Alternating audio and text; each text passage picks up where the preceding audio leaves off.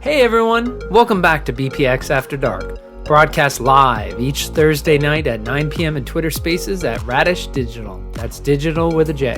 A show that breaks down everything happening in the silos of BPX where you, the community, have the opportunity to come on stage, ask questions, and share your opinions to help influence the BPX community. And now, without further delay, let's get to this week's show with the host of BPX After Dark and the largest whale in the ecosystem, B-Jams.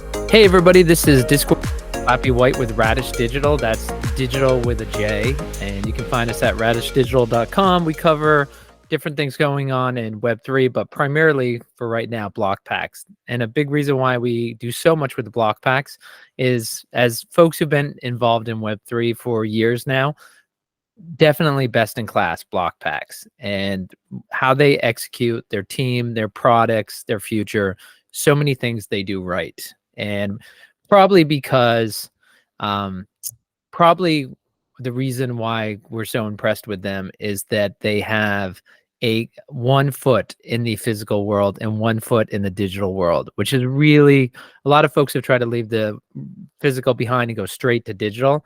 And man, I'll tell you what, for me personally, I love the fact that BlockPack says, no, there's a hybrid here and they're covering both.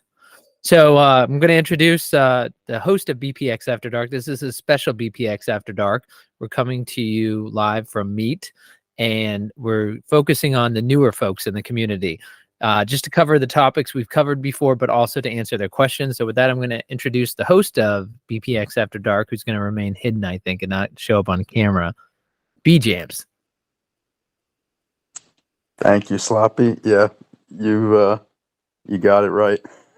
I don't have the nice setup that you have. I'm wandering around with my cell phone in the dark, so Well, that's okay. It's a good not professional. as conducive to have the camera on for me. That's a nice professional photo. And Jams, for the newer folks, you have not recruited them to vote for you yet, but can you tell folks a little bit about yourself professionally? Is that, of course, that slick looking photo, you look like the person we would all trust, and you use that how? I sell houses in New Jersey. So if anyone that's in here is in New Jersey, I would love to sell your house. Awesome. Yeah, and well, I think anybody who lives in your area would use it, because for folks who don't know, B-Jams is one of the largest whales in the space. And the whale simply means what it implies. He's one of the largest purchasers, holders, collectors in block packs. And nicest person you're going to meet goes out of his way to help people. So, Jams, I wish you were licensed in wherever I'm going to buy my next house, because I would love to work with you as a realtor. All right. So James, just to start off, let's talk about you, right? We've got some new folks in here, and then we'll go around, see if we can get some folks to unmute, hop on stage, talk about themselves. But for you, James, is that how BPX Block Packs has been around since June of 2021, I think is when the Discord started. I can't say when it started exactly, but that's when the Discord started. And so James, you've been around for how long?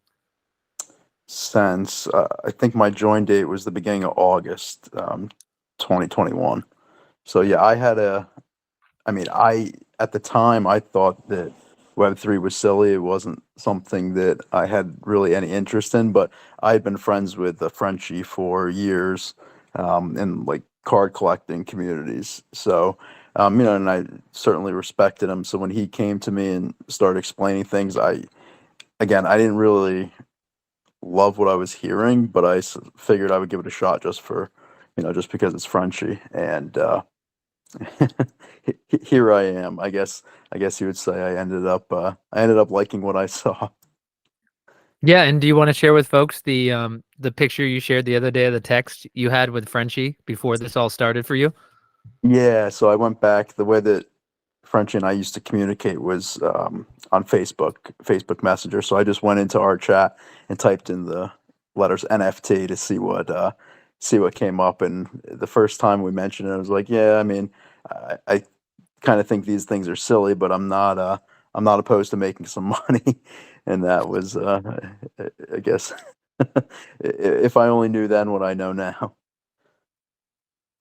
Yeah, and James, for you is that you've become an expert. I mean, I think a number of folks who are in the audience tonight and folks in who are going to watch this recorded is that when they think about B Jams, they think about somebody who's helped them so much in the Discord.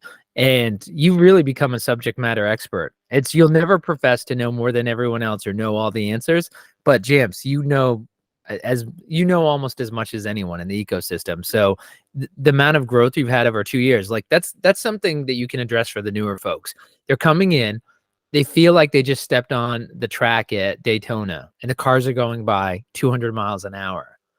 And for you, Jams, coming from the real world, stepping into this world, it must have felt like that to you in the beginning. And Oh my God. how did you make the transition? Well, it was in the beginning. It was definitely like drinking water through a fire hose. But I will say, they have it better better than I had it back then. Only because Block Packs has come so far in terms of what they have. In the same breath, they have it worse than me because there's so many different offerings that Block Packs now has. But when we when I came on, when you came on, Scott, we had to learn MetaMask. And OpenSea, that was a whole different animal. So I'm glad that they don't have to mess around in the home team heroes, at least silo. All right, well, you're bringing up block packs and you're talking about home team heroes, and it's interesting because so we've done this once before, and for the new folks, what we're going to try to do, I want to stress at the beginning, if you're completely brand new to block packs, if you're completely new to Web3 Discord, this isn't for you. This isn't for somebody who doesn't have any bearings at all. This is for somebody who can come back at a later time and wants to scratch below the surface. So if you're interested in what we're talking about, but you're completely brand new, I would say stop, wait 2 weeks at least, and then come back or it's really individual when you're comfortable. Because the goal here is we're going to dig a little deep, but not too deep. So that's what we're trying to do here. So let's talk about, James, you talked about where you started. You came from the physical. And I talked about what I love about block packs is that it's a hybrid of physical and digital. So let's talk about that because we have a lot of new real card collectors who are in here. And I do want to say there's a number of folks in the audience. Just raise your hand. You can see it, the hand symbol that's there. Just raise your hand and we'll be glad to bring you up on stage to ask your question. But James, I want to start out with you talking about the physical at block packs. The newer folks have seen the digital, but they want to see the physical. So when you think block packs and physical cards, what comes to mind for you? I mean, all the big Raz wins. So in the beginning, that's why I really joined was for I had played in Raz's on Facebook communities for years. So it wasn't a novel concept to me. Putting on the blockchain certainly was a novel concept. But I had fun participating in Raz's for a while. So that's what really got the hooks in me. And I've been fortunate to have won some monster cards over the years with block packs. So it's that's certainly what comes to mind when I think of the physical, Scott. All right. Well, when you say you've won some monster cards, you can't tease that. I know Chicago collectors going to want to know what's the best monster card you've won in a block packs, Raz?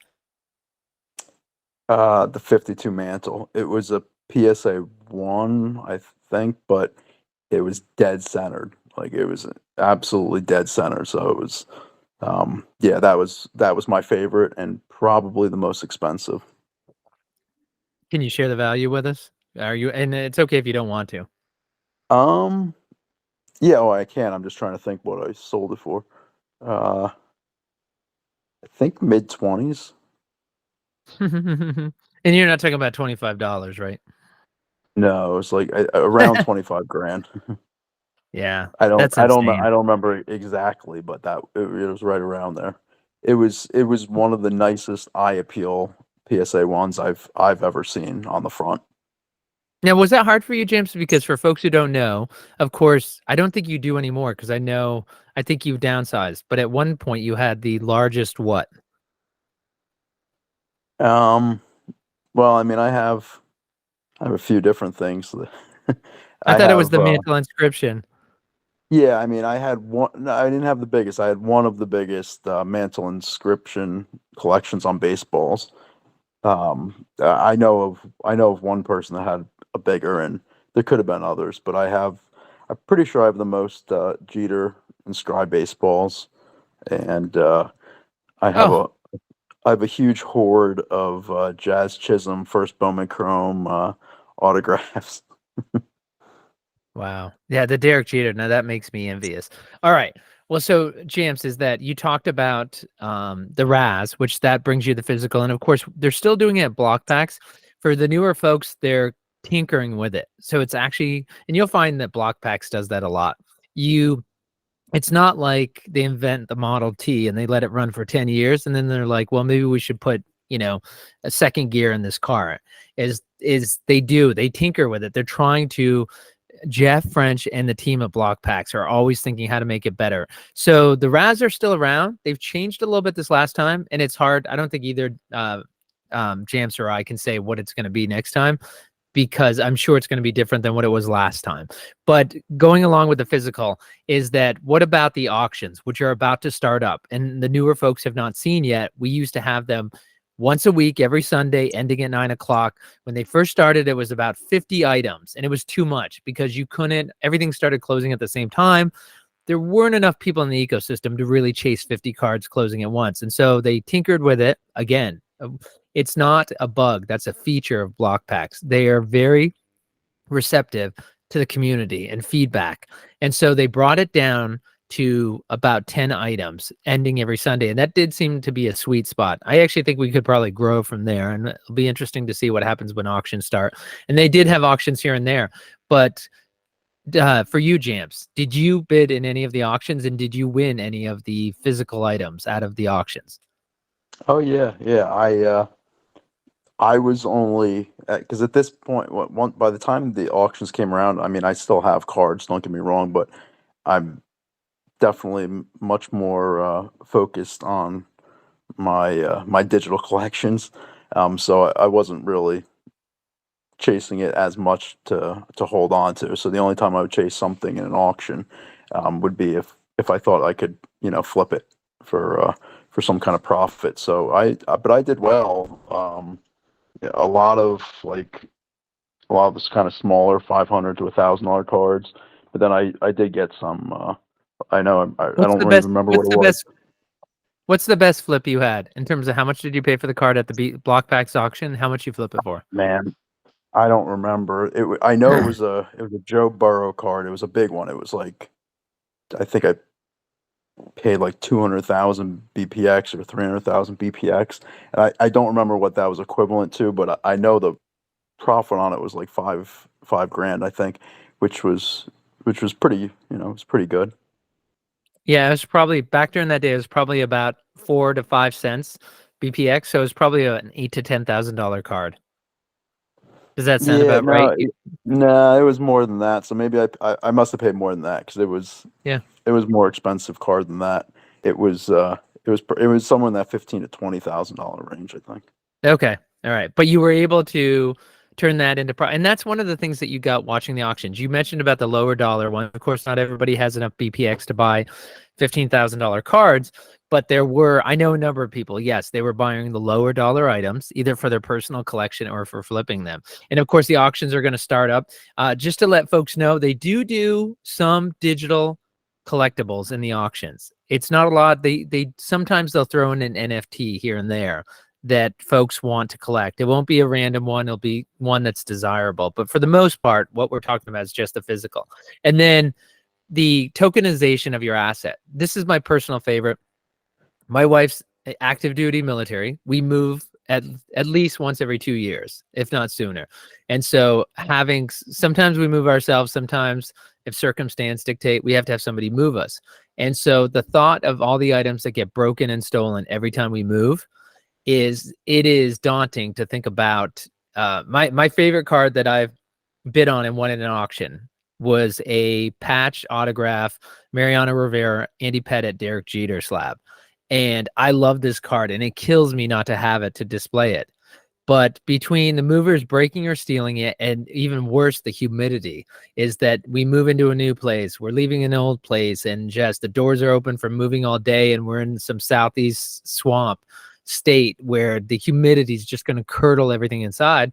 I don't want it. And so for folks who don't know, is that I hold the digital token that shows I have ownership of that. And that physical card is kept in a humidity controlled vault in South Carolina where BlockPax is located. And it was interesting, James, when I was at National, I had no idea. And you weren't at National, so you probably know this because you do ping them with questions all the time.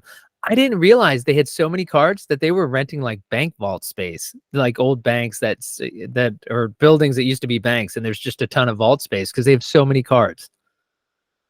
Yeah, I actually didn't know how they were handling it, but I envisioned it had to be a good amount of cards by now.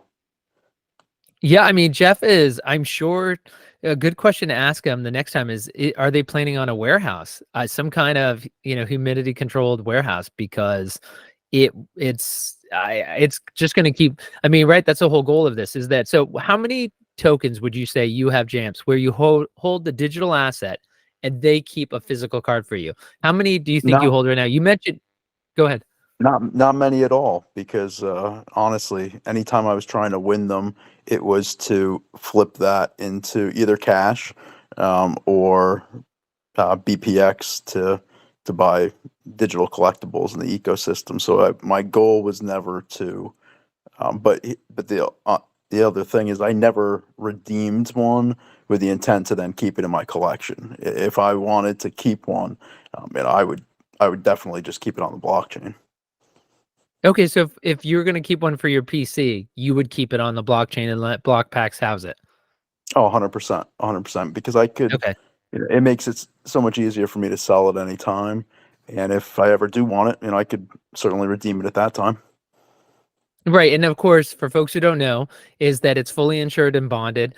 If you're trying to sell this digital collectible, for anybody who knows BlockPax, or you can explain it to them if they don't, you can explain that once you transfer this digital token, they'll ship it anywhere in the world, and they ship it at no charge. And in fact, I hesitate to bring this up because I don't want folks to get the wrong idea. I don't like to speak about the negative, but to me, it's very positive. Is that poor Zarek? I think the only time I've ever heard about a damaged product was one time. And of course, it had to be bad luck for Zarek. But James, am I right? It's just of all the, they probably are in the thousands of cards they ship all over the world. And have you heard of anyone besides Zarek having an issue? No, that was the only one. He kind of has that kind of luck. So I'm not. And again, It's it only wasn't one it person. wasn't a block packs issue, right? Oh God! What's that, Anyone that James? has, I said definitely not. Anyone who's dealt with USPS or FedEx or UPS, which they always use FedEx. I mean, you can do anything. I mean, these things are become bomb proof, but every once in a while they'll still figure out a way to just destroy your package no matter what. I mean, I came from the space Yeah, where I was a big memorabilia collector, where I have a ton of frame pieces. I mean, and oh my God, all this like no carrier would get that right. I mean, broken glass, broken frames all over the place. So all right. definitely appealing to So me to keep things on chain. So I think you're talking about how many times you've seen packages destroyed. It is because everybody loves sharing, like, it's delivery day. They show a picture, they show what they unwrap, and it's just one time in years. It's the only time I've ever seen it happen. And we should add, BlockPax was quick to say, "Oh my goodness!" Immediately that day, they're like, "We'll get on it. And we'll take care of you. Insurance claim is filed. Like, we're going to take care of everything." So that's the other thing. It happens one time. They treat you like the family that you are, and they take care of it. All right. The last thing I want to say about physical, and I appreciate, James, you talking about this, because I think for a lot of new collectors, they originally are attracted to block packs because they're physical card collectors. So to see that it's so ingrained in block packs, 1 foot in the physical world. They're not these people who just sit behind a computer and say, we're going to create pixel image and we're going to sell it for money. And we'll see how that works. And when people stop buying it, I guess we have to find a different way to make money. It's not what this is about at all. Is that this is Jeff French is a collector. I used to say it all the time, and I need to say it. This is a community built by collectors for collectors, by the team and by the community. So the last thing, and so James, you're going to have to do this very delicately, because we're not going to go start talking sharks on BPX rewards, but you have to mention it, because BPX rewards are what the new members are racking up, whether they know it or not, and it's going to lead to physical rewards if they so choose. So can you just touch on BPX rewards in the simplest way you can? Sure, sure. So for everything you do in this ecosystem, no matter which side of it falls under, predominantly, you get points, and at the end of the season, those points of getting turned in, and you get BPX. So BPX it's a reward token, like airline miles, where you can take that, you can take those miles, and you can use them to bid in the auctions on the physical cards, and to obviously to buy other things within the ecosystem, home team heroes on the secondary, and anything on the marketplace on block packs. But yeah, that's the real prize, is the BPX, and then you're able to really have fun with it. Well, and James, speaking of having fun, it's on the blockchain, and not every one of these new folks is prepared yet to track down things on the blockchain. But the way block packs existed for the first couple of years, everything was on the blockchain, which is the key about the blockchain. It's transparent. Everybody can see it. So can you share, James, with folks, what was your BPX reward? And you were the number one points guy, right, for season one? Yeah, I was, which I won't be. I won't be for season two. But yeah, I should know this, but I want to say my reward was around 2.7 million BPX. I believe. Yeah, give or take a little bit, but yeah, it was right around there. Yeah, and I can't remember what mine was. I think mine was around, so folks kind of have an idea. Like I'm not a big whale. I'm I would say I'm a little bit above small. So a middle class collector, call me. And I think mine was around 80 to 100,000. I think it's somewhere around where I was. So it was, yeah, it was impressive. And of course, James, you did that various ways, collecting, building sets, building rainbows, doing that. Um, so James, by the way, anytime you want to interrupt to do, I don't know if you saw my note in Discord, Yeah, but I just did. We can give one away now. okay. How did you want to do it, James? I have absolutely no idea. Pick a number. I was hoping you had that figured out. We can spin the wheel. We can spin the wheel. Okay, cool. All right. So what we're gonna do is we're gonna go into the Radish Discord and just spin a wheel. I don't think I can do it in Block Pack, so we'll go there. We're going to do it in the Block Packs channel in Radish, and I'm just gonna add what I want people to do in the comment field here in the meet is just go ahead and drop your name if you're new, and which I think everybody in here is new. So just go ahead and drop your first name, and I'm going to put that in the spinning wheel. All right. So give you guys a minute to do that. And James, why don't you tell folks about while everybody's dropping their name, tell folks about Gen Con, because everybody needs to know about a great community Gen Con and how they're going to get to know her when she comes back. She's just on sabbatical. Tell them about Jen's list. Yeah, so Jen is a big whale in the community. She does an afternoon show with Slappy, and yeah, she has a list. You don't well, she has two different lists. You don't want to be on the original Jen's list. That's on her bad side. But then she also hosts the show that with Slappy is also called Jen's List. But that's a more positive spin on things. But yeah, she should be popping her head back in sometime soon. But everyone will certainly get to know her. Yeah, and you've been let's see. Okay, and just so for folks know, I'm about to spin the wheel, and we've got Chicago Litigator, Mr. D. Peters, Legrand, Smash, Hanu, Eliana, And Joel, did you already put in your name? Is Legrand or Mr. Peters one of yours, or did you not put your name in? I put it, maybe I put it in the wrong channel, but I did put it. Okay, no. I want it in the comment thread here in the meet. And that's a great point. If anyone else has I need to see it right here. When you're looking at the Smash Kid, Eliana. Eliana, put in your name, Eliana. But Joel, when you're looking at the Google Meet, there's a little comment bubble in the corner. You click on that and you'll see the comments that are coming during this live call. All right. So I assume nobody else has raised their hands, spoke up. So we're going to go with that. I'm going to stick Joel in. And so I've got Chicago Litigator, Mr. Peters, Legrand, Smash, Hanu, Eliana, and Joel. All right, here we go. Jams, and we'll see who wins and what are they winning? They are $1 winning million. one box of Home Team Heroes basketball. So we'll actually get it delivered to your marketplace account.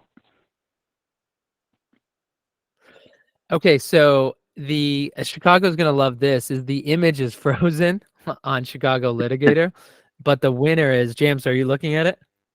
No, I'm not. The winner is Smash. Smash wins the box. Congratulations, Smash Kid. So Smash Kid, we just need to get your BlockPax username. All right. So moving on is that in Chicago, Joel, I know is going to have a lot of questions here at the end, and definitely Joel, you missed the beginning when we started, but interrupt us at any point to ask your questions. And so James, getting back to it, let's talk about the Home Team Heroes. So we talked about the physical. Now let's talk about the digital. So Home Team Heroes, what are Home Team Heroes, James? Yeah, Home Team Heroes.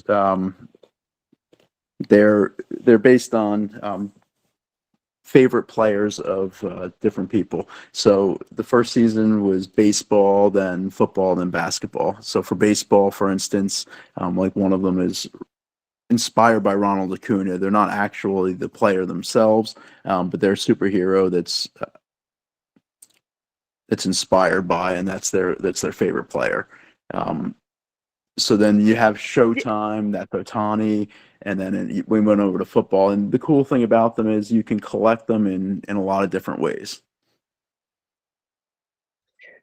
Yeah, and you're doing a great job not getting too deep in it. I appreciate that, James. And for folks who don't know, the way Frenchie sold this at the beginning, Alpha, he's the largest whale when it comes to Home Team Heroes. He buys a lot of them.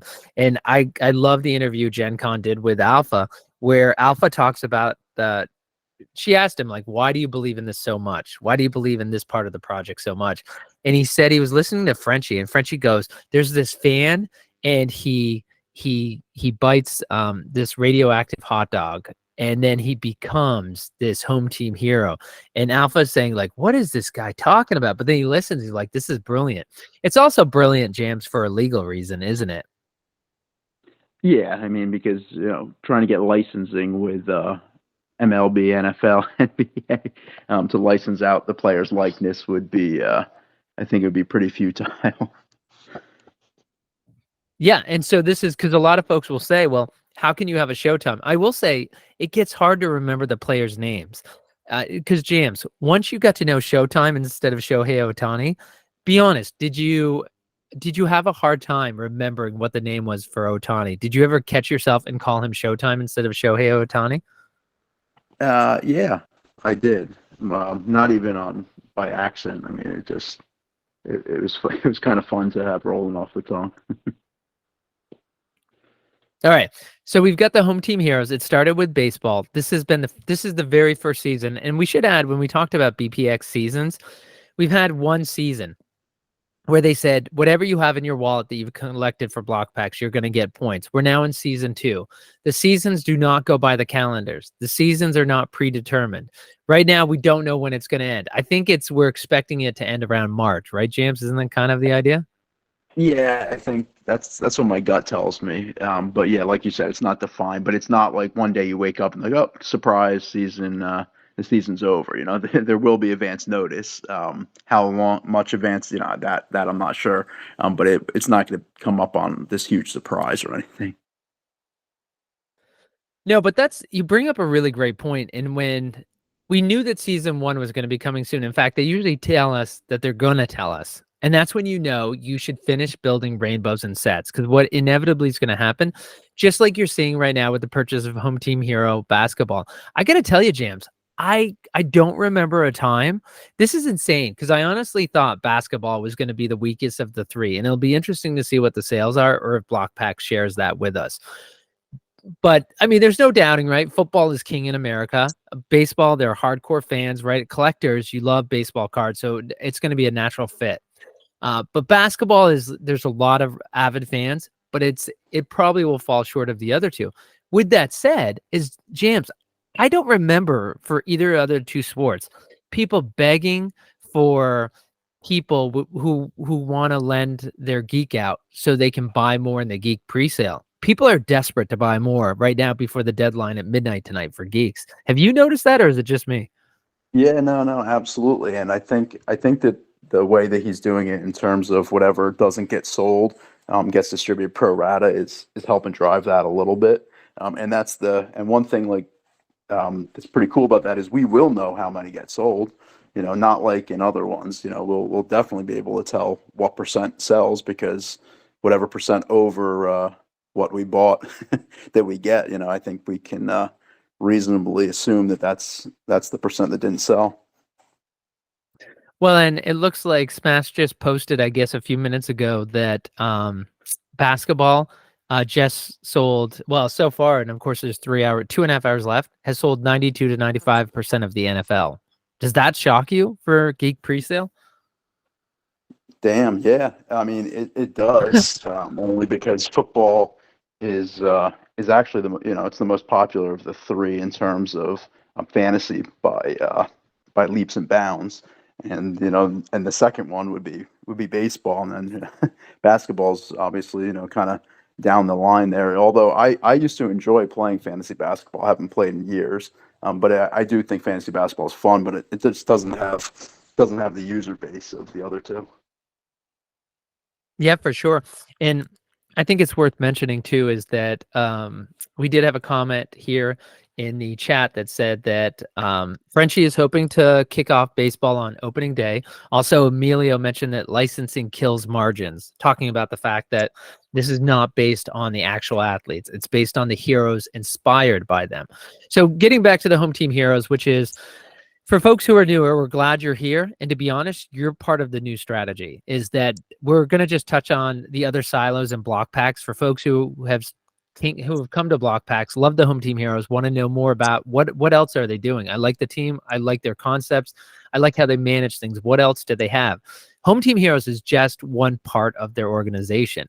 And when they were talking to those of us who've been around for a couple of years, they said, listen, folks, this Home Team Hero, this is going to bring in new people. People are going to see this. They're going to come in, and then they're going to start looking at lost miners and parrots and bantams. And this is going to be a great thing because it's going to bring in a whole set of collectors. And James, that strategy it looks like it's paying off, doesn't it?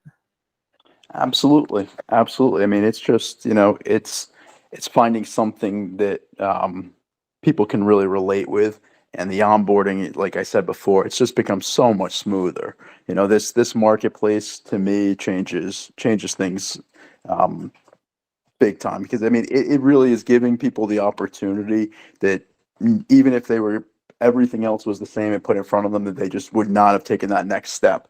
Their next step would to get that MetaMask account before they can do anything. It wouldn't happen for a lot of these guys. So it's kind of the perfect storm. And yeah, I mean, it's Jeff's a smart guy up there. Well, and of course, James is talking about the marketplace has only been open. I think it's September is when it opened, James, if I remember. The BlockPax marketplace. Before that, we had to go out on the blockchain and we had to buy and sell different things that were in the BlockPax ecosystem. We still do.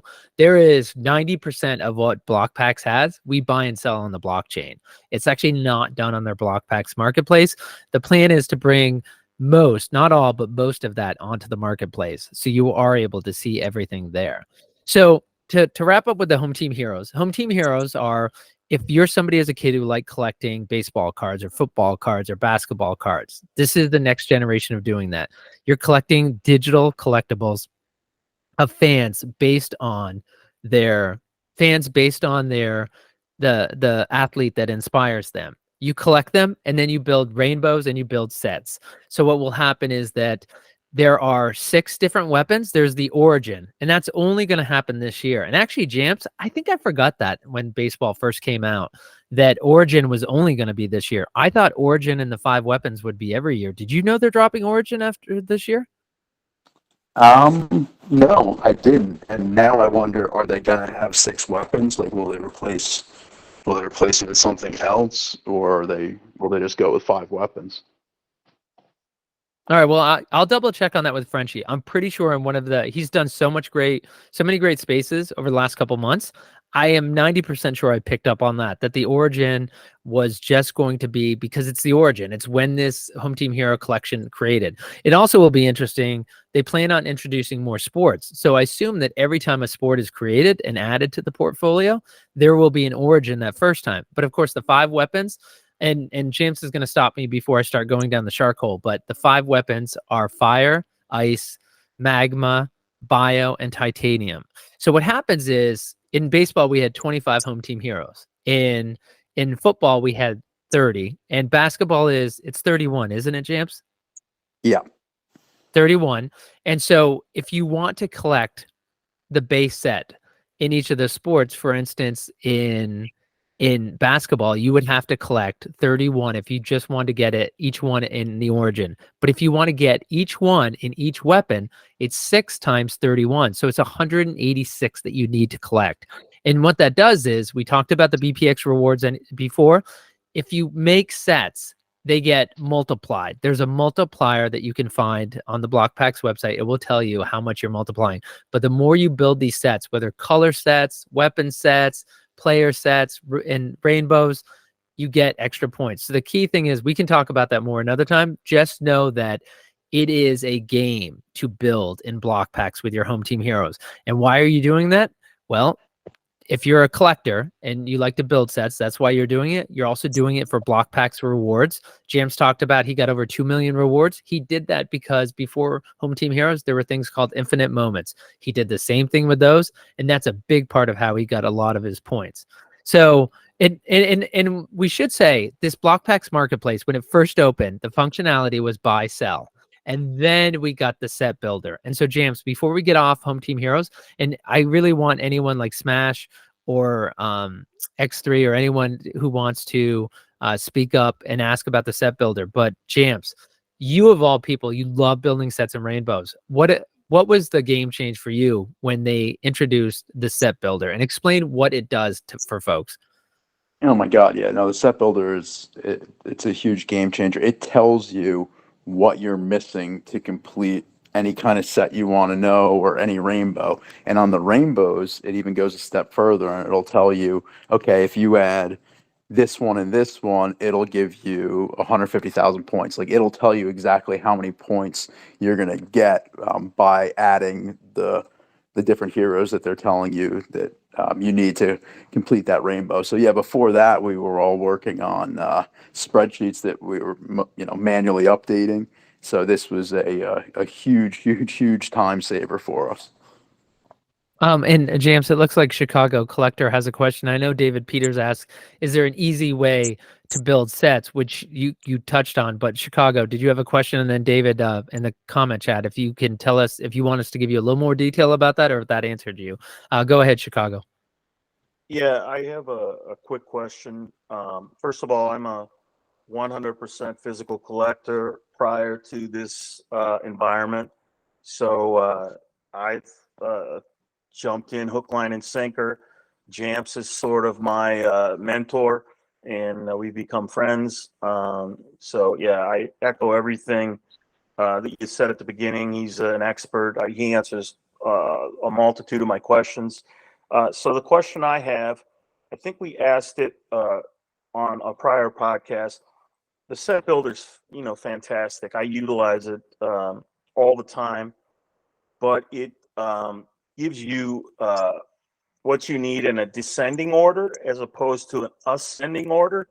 So, like if you have a bunch of aquas, it won't necessarily let you know you need the blues, but if you have the reds, it'll go down. If you have the golds, it'll go down. If you have I just got a black in a break, and obviously it'll go down. So, will it ever be tweaked? I know it's brand new to do the ascending. So, like you have 42 aquas, it'll let you know you need these 42 blues. Anyway, that's the question.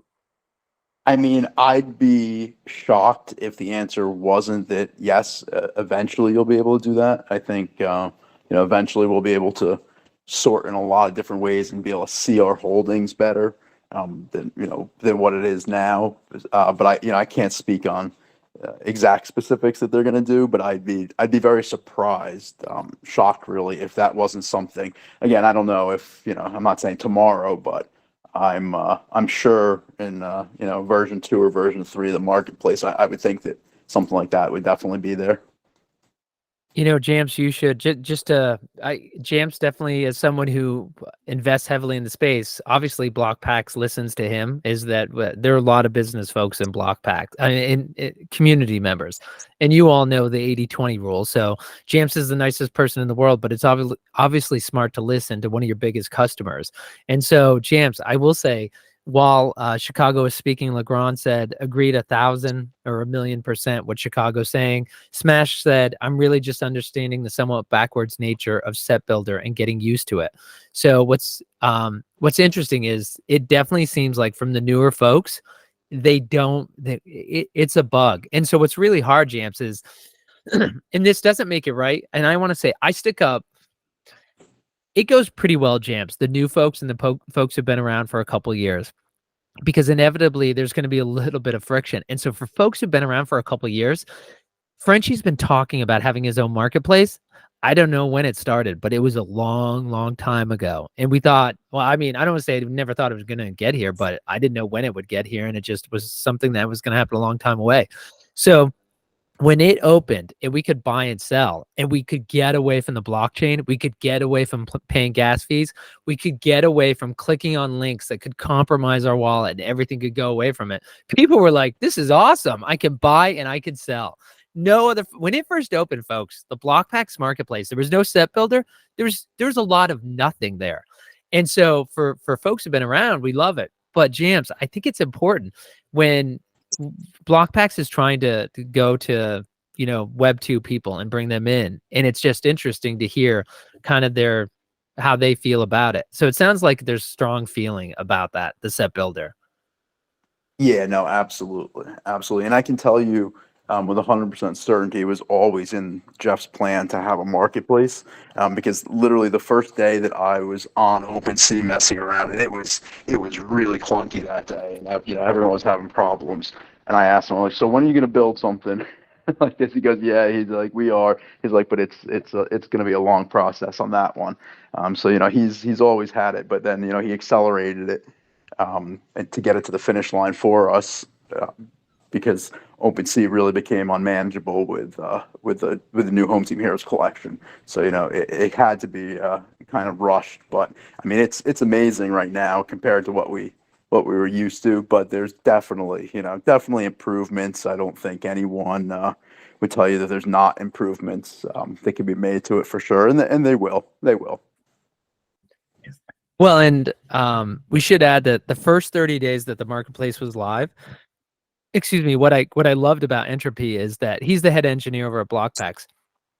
Every day you would log in, James, there'd be a new feature that if it was any other private company or public company, they would put out an announcement about it. They'd make a big deal. It's like, oh, you can do this today. Oh, you can do this today. There was no announcement. You just kind of they were literally adding features that fast and just coming every couple of days for the first month. I will say I haven't seen that rate of advancement right now, but it's because they're working on the auction, right? They're trying to create the best auction site possible.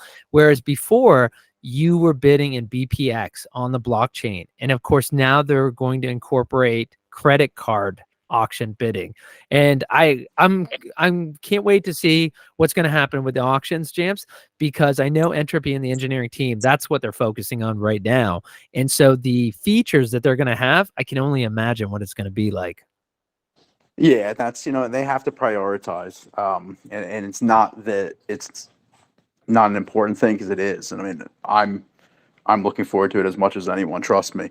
But, there are, like, they have to get this auction right. There's still some stuff to do for the Wonders launch. So, there's other things that are in the immediate future. But, it's certainly, I think it's in the line of sight for sure. All right. And it looks like Chicago has a question. Yeah, I have a question. This is actually not for me. It's from somebody who couldn't be here. But as we discussed in the prior podcast, some folks just don't like to talk, and I never shut up because I'm, by the nature of my job. So I'll be happy to present the question. But it was, I was pinged earlier in the week when the announcement of this podcast was coming on about a question regarding the actual realization of the reward points. So for the newer folks, myself included, we buy in, we build and accumulate points, and then there is a snapshot, and then we're rewarded points. The question became the timing of that snapshot to the realization of the points to utilize in the marketplace, and this person coming across something called drips, and that it's a semi-long process for the realization of that of those reward miles. And if you could speak a little bit on that for this person, thanks. Yeah, I can touch on it a little bit, but I wouldn't be able to get too detailed, only because I can't say for 100% certainty exactly how they plan on paying out season 2 BPX. I'm just not sure. I mean, if Slappy definitely knows, he can speak on that. But I could certainly speak on what a drip token is, and why a lot of times it's utilized. So the drip tokens that we have right now are mainly from, or all of them are from, cards that we can sign to blocks and then sold in the auction. So that be the drip. Well, what the drip actually is, you get this token and it builds up. So it drips down until it fills up with BPX. So you'll know, okay, this drip token's worth 30,000 BPX. I could go on there today, and there might be 7,000 of it that I can claim. Over the year, it ends up building up to its maturity of the 30,000, and then if you haven't pulled any of it out, then you pull out 30,000 BPX at the end. So Sorry, Chicago, just one important point to make. If this is getting a little bit too much in detail, but just it's a warning I want to share with folks.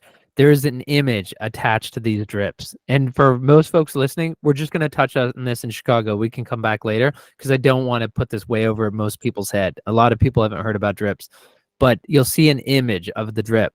That is not how much it is worth. So you just have to be careful. There is a technical way to check and see how much it's worth. And if you're thinking about buying a drip, because there is a market to be made in drips, where some people say, listen, I've got something that's worth 100,000 in 6 months. Give me, 90,000, 80,000, 70,000, 60,000 for it today. But the key thing is you gotta, before you do anything like that, get with someone like Jams and say, walk me through this so you understand what you're doing. Sorry, Chicago, go ahead. No, 10-4 in the drips. So the gist of the question that was posed to me was essentially from the buy-in to the end of the season to the snapshot. When am I going to have, or when is this person going to have the actual reward miles so they can go out and buy things in the marketplace, whether it's the reward center or in auctions or whatever. That was kind of the, they're a physical collector like me, and they're jonesing to buy and vault and whatever physical assets. So that was it was kind of a timing thing of like, we want those, he wants those reward miles. When can I get them? And it's Yeah, Champs. If and I don't want to. eh, Yeah, I go don't ahead. want to make it sound like I sidestep it or anything. I'm not confident in that I know the answer to that. I know how it happened season one. I know how season one we just got them right at the end of the season. But the issue with a lot of people getting a ton of these reward miles at the same time is if a lot of people rush to try to sell it instead of utilize it, because it's built to utilize in the auctions, on the marketplace, and the secondary. If people go and just take it and try to sell it for ETH or sell it for USDC, on something called like a Uniswap, the price can just really get tanked down. So it's not something that it is healthy for the environment for everyone to get it all at once. That being said, I can't speak on how they're handling it yet for season two, but it's a super fair question. It's just one that it's going to have to be asked to Jeff. Well, and I do want to share a couple things on that. Is that it's very hard getting used to that, and it'll be interesting to see Chicago with so many Web 2 people. Is that Web 3 and the digital projects that existed during the bull run? Folks they were not business people at all. And Frenchie actually comes from a business background, a real business background. And so you had all these digital projects making wild claims that never came to realization. But with that said, is that he's somebody who's thinking everything out. And to a certain extent, because he is a business person, he understands how every decision affects the next 5 decisions. So there is no Bible right now that says exactly what it is. The team is always listening to the community, so they're willing to change what happens. But I do know, Jamps, and I'm trying to get the confirmation on what it is. I do know there's something about 6 months, because what happened is folks who started buying baseball last year, I do remember this, Jamps. People were saying, well, if I buy my baseball now, I'm not getting my rewards for 18 months, because the thinking was you'd have to wait till the season ends. Then you'd get the snapshot, you get your rewards, and then you would get it. And the only thing I'm trying to remember, Jamps, with season 2 is if it starts after 6 months or it matures after 6 months. And the reason why I don't remember exactly, folks, is because of the auction items that we had. We talked before, and this getting into a little bit of, Jamps talked about all the Raz cards that he got.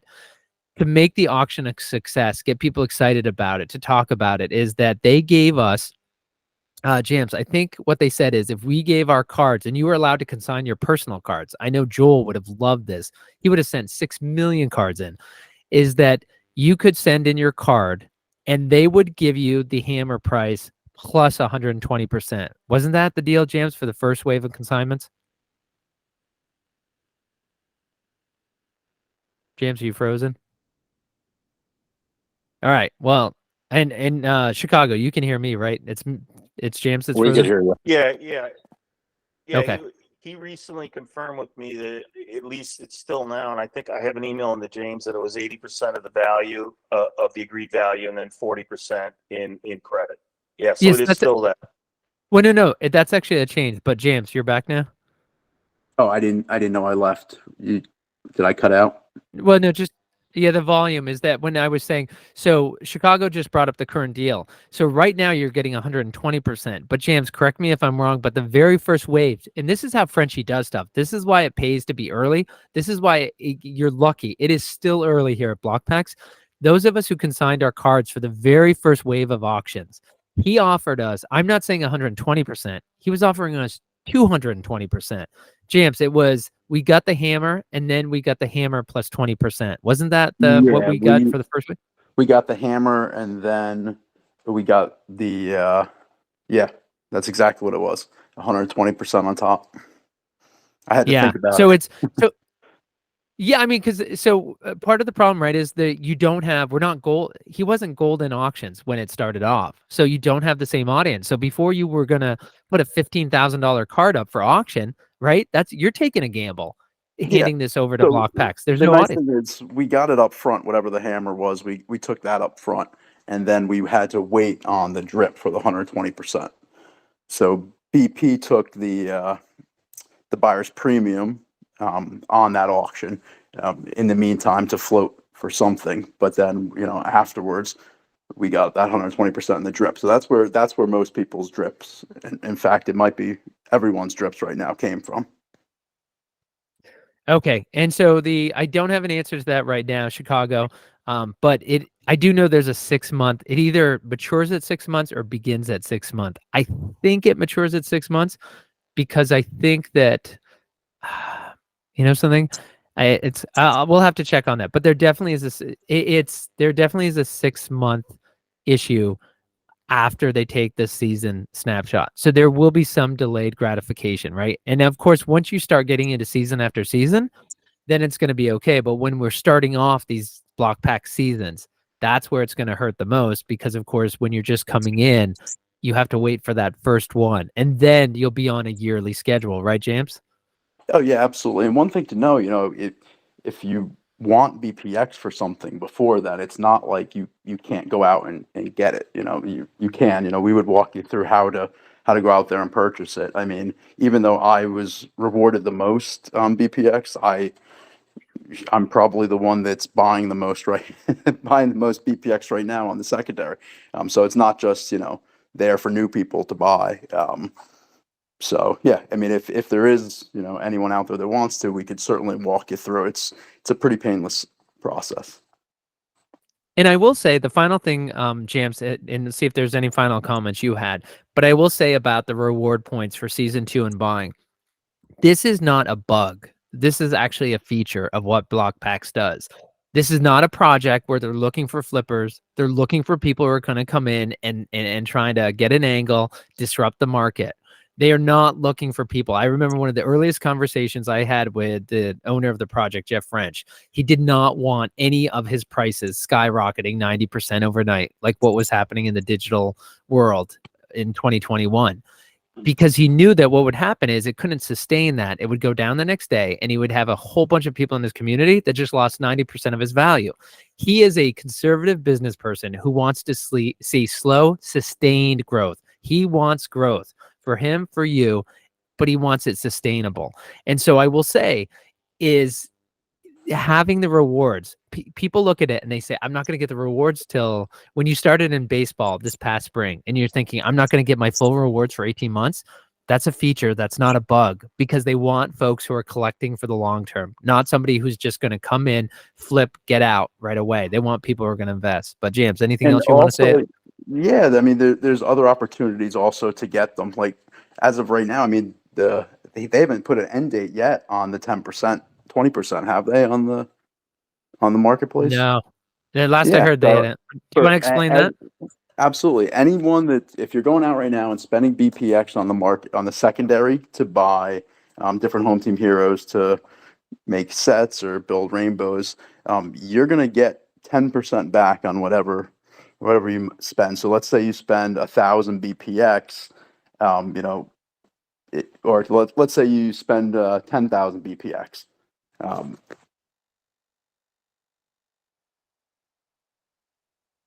All right.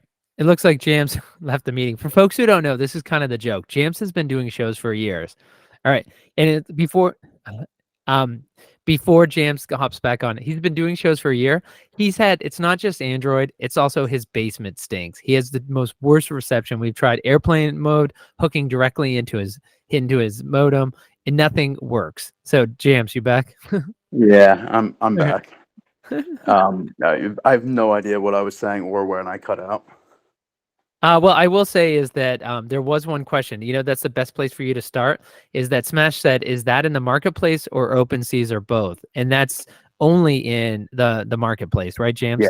only in the marketplace. Only in the marketplace. So yeah, whatever you spend now, you're going to actually get 10% of that back in BPX soon. When I say soon, that before the auction starts. So that promotion is running out of time. So, but everything you do from now till then, you get 10% back then, and then if you hold on to whatever you bought until pitchers and catchers report for spring training, you'll get an additional 20% reward. I imagine the 20% reward will be given to you as a drip, but I'm not 100% sure on that. And I will say that they monitor for wash trading. So just in case you're out there thinking, okay, this is what I'm going to do, a little blur farming is that they actually monitor that. So they will catch that. Chicago, did you still have a question?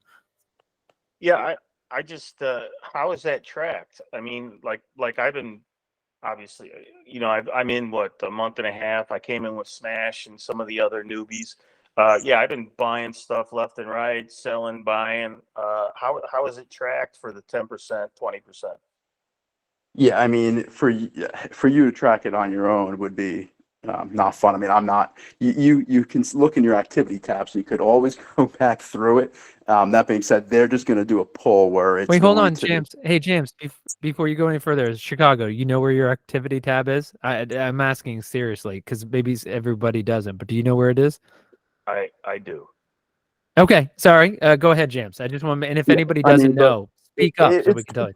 if you've been buying, it's pretty daunting to go back through all that. I mean, I think I have like 40 something pages. So yeah. But where was I, Scott? No, just talking about in terms of how they. Chicago's point was how do they track it, and so I think you were just going to Oh, say gotcha. is Yeah. it's the So team, not you. yeah, the team's just gonna pull it. They'll have a script. I don't know if that's the right word. That'll just go through there and pull everything that you've spent on there. I asked them if there was a way for them to like check on mine ahead of time, and there wasn't. So I can answer that question definitively because I have absolutely no idea what I've spent. I'm eager to see though. You're not So, eager to see it, James. You're eager to spend it. so you know Yeah. that Smash and I, right after this call, are going to go out and buy all kinds of stuff now. Uh, And and it's an incentive to hold it too, because the 10% you get, even if you sell in a few days type thing, but the 20% is you do have to hold it for some time. And Jams, is that I see that Joel said if you used BPX, nice. That's my next move. So let's just touch on that because I know I was talking to Joel, and he was talking about when he looks at the marketplace. And this is Jams, I almost think they need to put a disclaimer for the new folks coming into the reward store because they look at the prices or even the BPX marketplace. They look at the prices, credit card versus BPX, and they don't fully understand the BPX ratio, so they only see the credit card. And for card collectors, they'll look at a card that's worth $400 and they'll say, buy it for a credit card for $800. And they'll say, well, that's ridiculous. And can you talk about that? Why there's a spread between credit cards and BPX, Jams? Yeah, I mean, one, there's a huge processing fee, like a lot more than pretty much any other industry when you're dealing with crypto. So I think it's like a 10% fee or something crazy, where Yep. other industries are always under 3%. So it's a big number. But also, they don't want to be in the business of selling cards, with credit cards. Like that's not that's not what their business model is. So it's always going to be cheaper if people want to go buy the BPX. But they're able to say whatever they think BPX is worth to them. It just might not be the same amount that peer-to-peer trading on Uniswap is showing at that time. So if you want a discount on it, you're always going to want to try to get the BPX. And like I said, you come into Discord, people will hold your hand on how to buy it. And if that's too daunting, if you have PayPal or Venmo, you can one of us will take it and send you the appropriate amount of BPX back. Well, and James, when we talk about features, not bugs, so much of what people see and they think, oh, I don't like that or that bothers me or why do they do that is that that's actually a feature. So one of the things you have to remember is that Frenchie Tex Hooper hosts BPX After Dark Auction Edition that focuses just on the auction closing on Sunday nights. He did a sit down with Frenchie over Labor Day weekend when we were talking about the auctions. When are they going to start up? How are they going to change? What did they learn from the last auctions? And Frenchie said, he goes, no, we don't want folks using credit cards. And he said, if I'm looking to buy a card and it's $500 cheaper for me to go use BPX. And one thing that folks notice, the more expensive the card, the bigger the spread between BPX and the credit card. And so Frenchie said, Tex, if you, me, or Slappy saw a card and it was $500 cheaper to use BPX and we didn't have BPX, we're going to go to Uniswap and we're going to buy crypto to swap for BPX, because even after paying a little bit of fees, it's worth it. We're going to save a lot of money, and that's what we want. Why does he want you to do that? Because we've spent so much time during the show talking about BPX rewards. What are BPX rewards? It's a BPX issue to you. So if he does not make BPX important, if that's not the backbone of this ecosystem, then the reward you're getting for everything you're doing becomes worthless. So he's taking that BPX, which is your reward, and he is saying, don't go spend credit cards in the reward store. Use BPX. What does that mean? People have to go buy BPX. What does that mean? It means the value of your reward is worth more. He wants to take this, right? This is definitely not a security. It is definitely not a security. It's a reward mile, but this reward thing is they can have an effect on the value of it, and they want the value to be there. If there's no value, that's not a reward, right? So that's a big reason why he wants you to use the BPX over the credit card, is because it helps support your reward system. And I think that's an important point, James. Oh, absolutely. Yeah. I mean, driving uses for BPX is one of, if not their most important job, really that they have. Because if BPX doesn't have a value, the rest of the ecosystem doesn't work. All right. Well, James, did you want to? You tell me when you want to do another box to give away to the folks who are in here. Yeah. We could do one now. Okay. If folks want to, right here in the video chat we're having right now, just go ahead and drop your name in there. Drop your Discord name. Actually, do that so we can tag you in either Radish or Block Packs to let you know that you've won. But go ahead. We'll go ahead and spin the wheel there. And let's see. Chicago Litigator. He was the first one. Everybody drop your Discord username in there, and I'll give you guys until, let's see, 10:15, and then I'll spin it at that point. James, if you're okay, and we can definitely come back to more questions, but I want to talk about something that's physical. I want to talk about, because again, guys, this is not a digital product or project. This is digital and real. We've talked about cards and how they're real. You're real card collectors. You've come to a home filled with real card collectors where you get real cards as a reward you can purchase. You're rewarded with them. But James, I can't over my headphones put on my pirate hat. But I am wearing a Barefoot Bree shirt right now.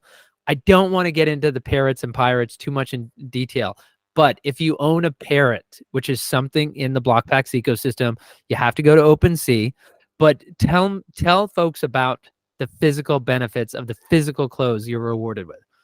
Yeah. So for the parrots, they give you a discount to buy clothing that they've manufactured, and that sounds silly at first. And I was kind of like, oh man, that's not gonna be the most useful perk for me. And I have a lot of parrots, so I wasn't necessarily over enthused with it. But I've also never been one to, I guess, spend too much money on my clothes. And so when I saw what the prices were, I was like, wait a second, $90 or something like that for a hoodie. I was like, I would never in my life. I was like, but the discounts are huge. We get like 78% off or something. So I said, well, let me try, try one of each of these things to see. And oh my God, it's the quality is incredible. And I always joke, I don't know if that's because I just wear shitty clothes.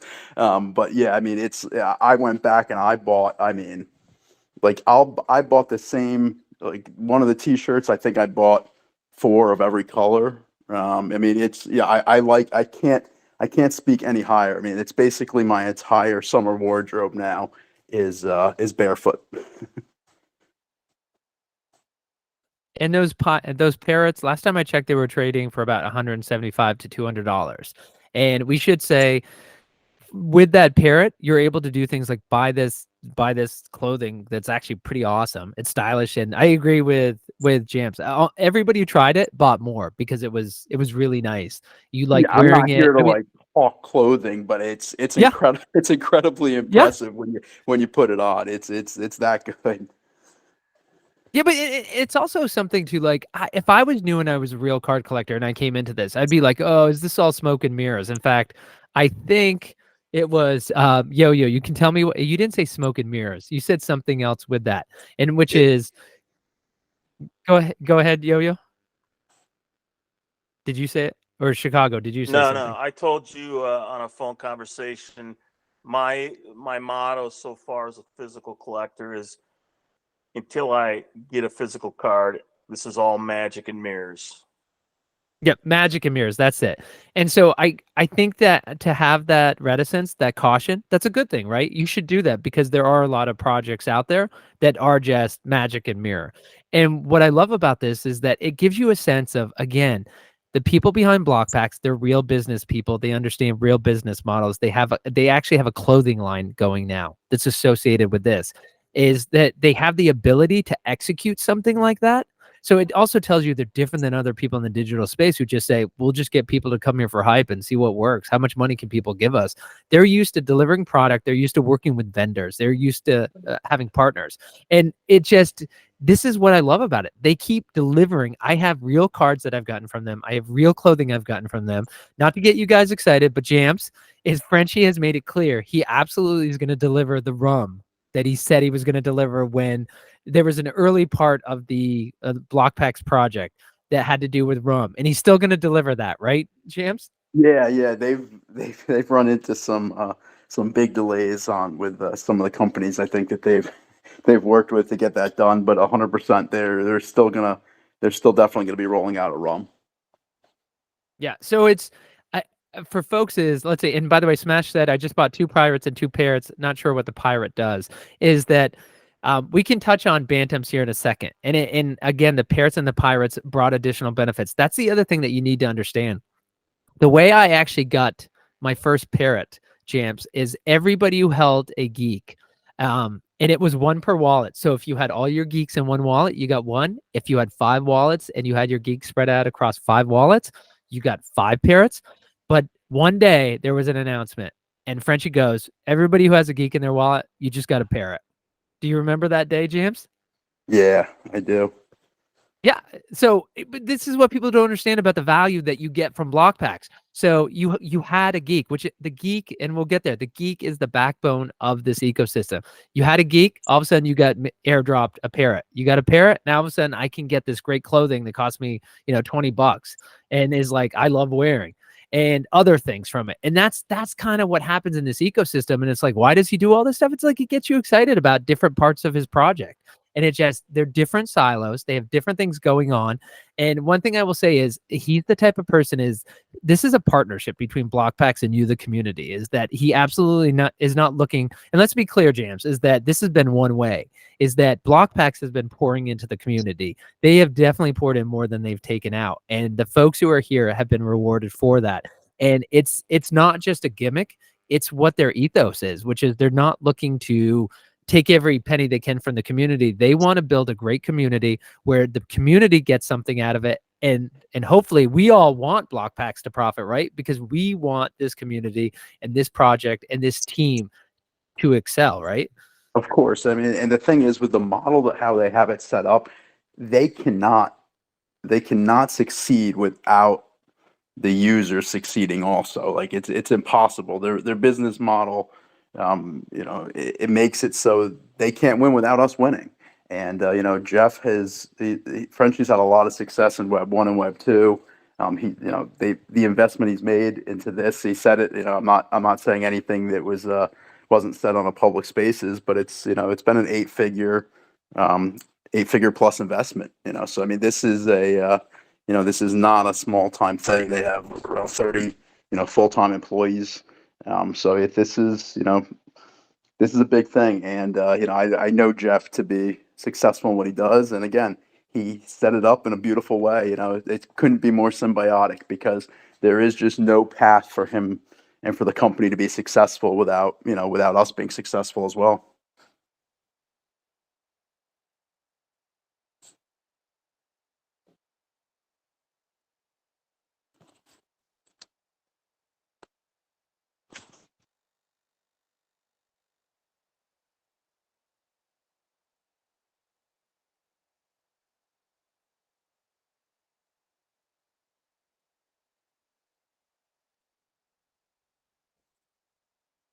Hey, Slappy, I don't know if it's just me, but I can't hear you.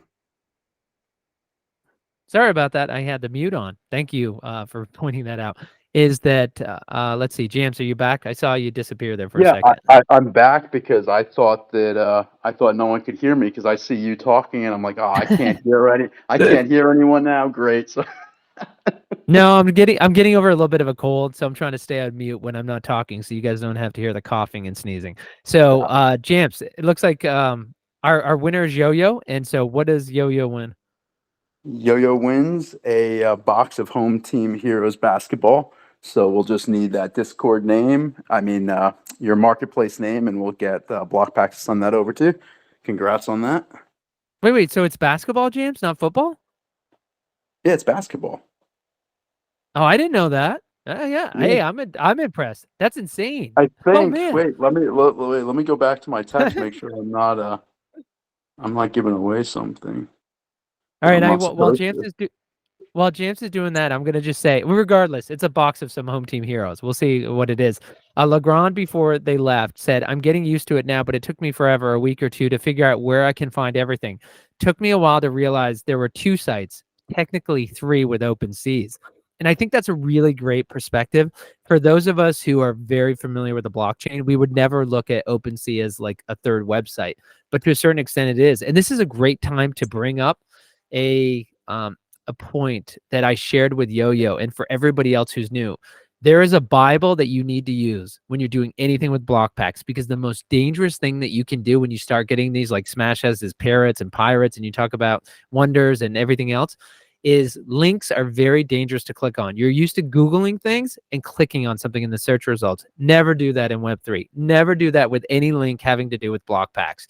So what you're going to do, and I'm going to see if James has an answer, and then I'm going to share my screen, and I'm going to show you guys where your Bible is and where you're going to go. I don't even bookmark on my computer. I go back here every single time I open Discord. I use their link every single time. But James, were you able to locate it? What am I locating? Your Oh yeah, whether it was no. football or basketball. I was trying to, but I couldn't find it. I'm just gonna make the call. It's basketball. I'm pretty confident on that. Okay. So yeah, it's basketball. Okay, that's awesome. That's really exciting. All right, James, I think everybody can see my screen. Real quick, I'm just going to show there is information. And so if you guys all see where my cursor's going back and forth, and I'm going to get it, you can see at the top of the block pack screen, we've got introduction, announcements, and then information. And then the first one in informations is official links. You click on this, and I have to tell you guys, so much for those who've been around for a couple years. This used to be Infinite did an incredible job. He manages the Discord for Blockpacks. He took this section and made it so helpful. There was a ton of information. There was line after line of information. You couldn't find anything. And he said, how can I make this better? I know it sounds silly and you're like, obvious to you. But first of all, Infinite does a lot. As you know, he's in the Discord answering everybody's question individually, not just new people. But I asked him a question today. And, new and old are asking him questions constantly. So this guy is busy with big level stuff and small level stuff, and he gets it all done. But you can see, as I share, at the top, it talks about their third-party resources. I do want to share this really quick, Jams. We do have some folks comfortable with the blockchain. They do an incredible service here where you can swap ETH for WETH and WETH for ETH. You can send it into block packs and they'll send it back to you, and they don't charge you anything for that. If you don't know what I'm talking about, don't worry. That's just for people who understand the blockchain. Then the next one we've got is Lost Miners. Some of you know about that right now, but you can see there's a website explaining what it's about. There's the OpenSea collection, what Legrand was talking about, the third block packs website. So the OpenSea collection of Lost Miners there. Next one's the Barefoot Breeze. And of course, the Barefoot Breeze store. Ooh, and you know what? I'll go ahead and I'm going to open that one, but we're going to stay on this screen because I'm going to show you real quick. And then we've got the parrots and the pirates. And we're not going to talk about pandemonium and passes, but there's more in the Barefoot Republic. And then we have bantams, which, Jamps, you got to touch on that quickly. But that, again, that's on OpenSea. And there's also a set builder for that. That's something else that's there. And then below that, we've got Block Packs, which is their website and marketplace, their auctions. There's a merchandise store, and then they have their socials. And then down below, you guys have been talking about geeks. We've been talking about geeks. This is where you go to look at the geeks, how to buy one, to see how they're listed. And then down below, we've got more things, of course, home team heroes, and then wonders of the first. But it all starts here in official links. This is your Bible. Don't Google block packs, lost miners. Don't do that. There are so many people. Just the other day, I won't say who it is, Jams, because I didn't think they were newer. But there's somebody who he on his Twitter account he put that he's following block packs. He added a C to block, and I noticed it because he followed my personal account, and I was like, whoa, dude, you're sending people back to a scammer account. And so there is money in this community. There's so many things that are valuable. And so we're the senior citizen, right? The person who saved up their whole life, and we're the people the scammers are coming after because they know we have money and they're looking for somebody who's got a chink that they can take advantage of. So when it comes to links, number one way you're going to get scammed, always, always, always go to official links. Sorry, Jams, to hammer it home, but I worry about that. Yep. No, you can't be too safe. And just ask questions. Oh, there's the clothing. Yeah. Yeah. All right. So quick about that. So Jams, can you touch on, and I don't see any questions, but can you touch on bantams super quick? Yeah. And Yeah. I mean, yeah, I was going to say, Scott, I will, but then next week, maybe on a show, we can go more in depth into bantams, wonders, and minors and all that. But yeah, bantams is so if you've been around and hearing anything about wonders and how that is kind of going to be like a magic, you could think of bantams more like a Pokemon. So it's a TCG game, and yeah, it's super cool. It's something that's not talked about right now as much because we have so many things that are coming out right before it.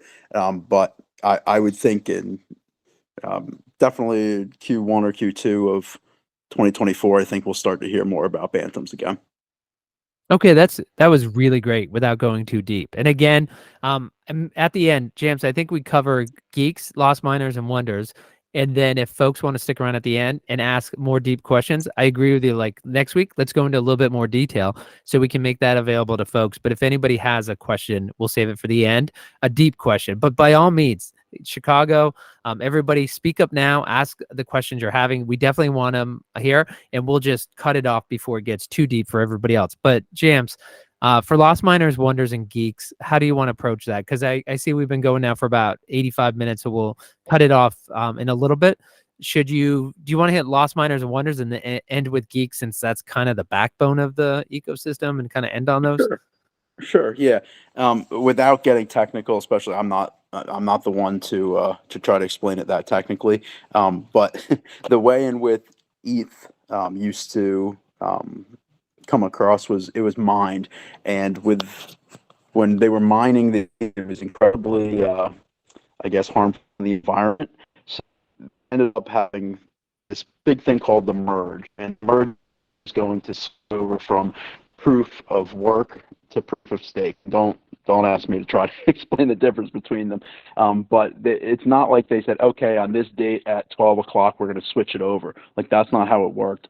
It was this incredibly long, complex algorithm to try to predict the exact second, or millisecond rather, that this was going to happen. So Jeff, talked to the engineer team, and he realized, there's going to be a last collection that was minted on proof of work, and there has to be a first collection that's going to be mined on proof of stake. So why not? Why can't we try to be one or both of those? So they use a lot of their resources behind the scenes to build something they called a rocket launcher. And the way in which they described it was, think about driving down the road at about 50 miles an hour. You hang your head out the window and you have a dart in your hand, and you see a dartboard. You're trying to throw it and hit and try to get that bullseye. And they ended up getting the bullseye 2 times in a row. So they got the last collection, and then they got the first collection on proof of work. So the last collection is the Lost Miners, an ode to no more mining. And if you've been in our Discord, you've noticed most of our PFPs. That's what they are, the Lost Miners. It's a pixel art. It's a high fidelity. What's the term that he uses for that? High fidelity. You're talking about Charles? What term he Yeah, uses, or Jeff? Yeah, It's escaping me. Yeah. yeah, but it's. I mean, you've seen it. So if you're in there, that's what it is. And the great thing about, um, or the unique thing I should say about Lost Miners is they just exist, and they're not supposed to be any external dependencies other than things that were announced and promised. When the collection took off, and one of those big things that was promised was that holding miners was going to be your ticket to get the Wonders, which is the name of the first collection on um, proof of stake.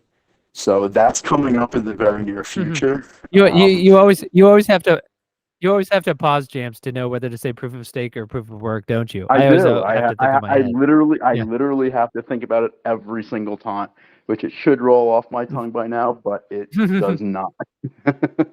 And I'm actually Hey proud of James, can myself I that say one thing I didn't before? say the wrong one. Yeah. Yeah, no, you did a great. Just before we leave, is to explain about because what Entropy and the engineering team did at BlockPacks. I really encourage folks to go into that Bible, the official links in the Discord, to go ahead and click on the information for Lost Miners, the GitHub, the white paper on it to read about it. Because what folks have to understand is if you've seen anything about blockchain and the cryptocurrencies, I think when they were during the bull run, Jams, I think it just all cryptocurrencies were valued at maybe $1 trillion. That's where they got. And of course, now they're down because they're down from their peaks. But Bitcoin's kind of like gold, right? It's used as a standard, but it's not used in transactions the way ETH is, Ethereum, which we're talking about right now. And there's Ethereum is there were so with Ethereum, you had hundreds of billions of dollars worth of Ethereum that now all of a sudden was going to be changed how it was done. So when you look at this tiny company in South Carolina, an engineering team of 10 people or however many engineers they have, everybody in the world wanted to do what they did. They had to one predict it, and then what's more than that, James, and I know I don't want to get into it, but it just I'm going to really dumb it down. James understands it even better than I do, but the fact that a blockchain, there is a block that goes on the end of a chain, right? And that's the next block, and the computer keeps making more blocks every time data changes. Like I sell this to you, you sell it to him. Like another block's created every time it's sold. So what BlockPacks did is they made their block big enough. They pushed everybody out. So, Jams, that's what blows my mind away. Not only did they predict when it would happen, not only did they land their contract during that block, but they pushed everybody out so they'd be the only ones. Yeah, no, it was incredible, and Jeff explained it to me even more dumbed down than I just explained because he knew who he was talking to the night before I went to sleep, and he's like, yeah, he's like, just cross your fingers, we're able to get one of these things. He's like, and he Yeah. was really amped. So when I woke up to a message that they got photos, I was obviously very excited about that. Yeah. All right. Sorry, you were saying about the wonders, and then we'll get to geeks and see if there are any questions. Yeah, so Wonders was the first on Proof of Stake. See, I didn't have to think about it that time. And it's the opposite in terms of like looks and feel to the Lost Miners. It's a super photorealistic looking art. And Scott, could you put some up there maybe? Just one or two examples of Yeah. it. And that's going to be a TCG game, and it's going to be really, really in depth, like Magic the Gathering.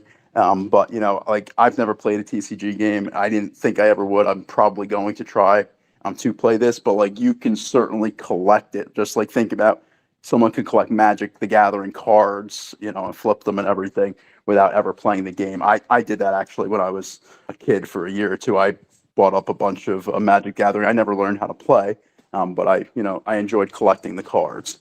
So that'll be coming out soon, and when I said before that the Lost Miners were going to be the ticket um, to get the Wonders, I won't explain every way you could have earned Wonders, but because that ship sailed. But the one that's in front of you right now is for every 2 miners you hold, you will get 1 free Wonders. When I say free, you do have to pay gas.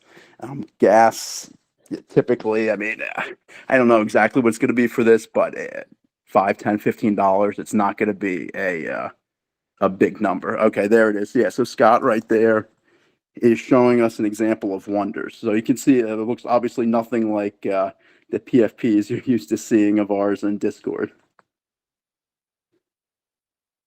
And that's going to be, this is coming out soon, in the next 30 days for sure.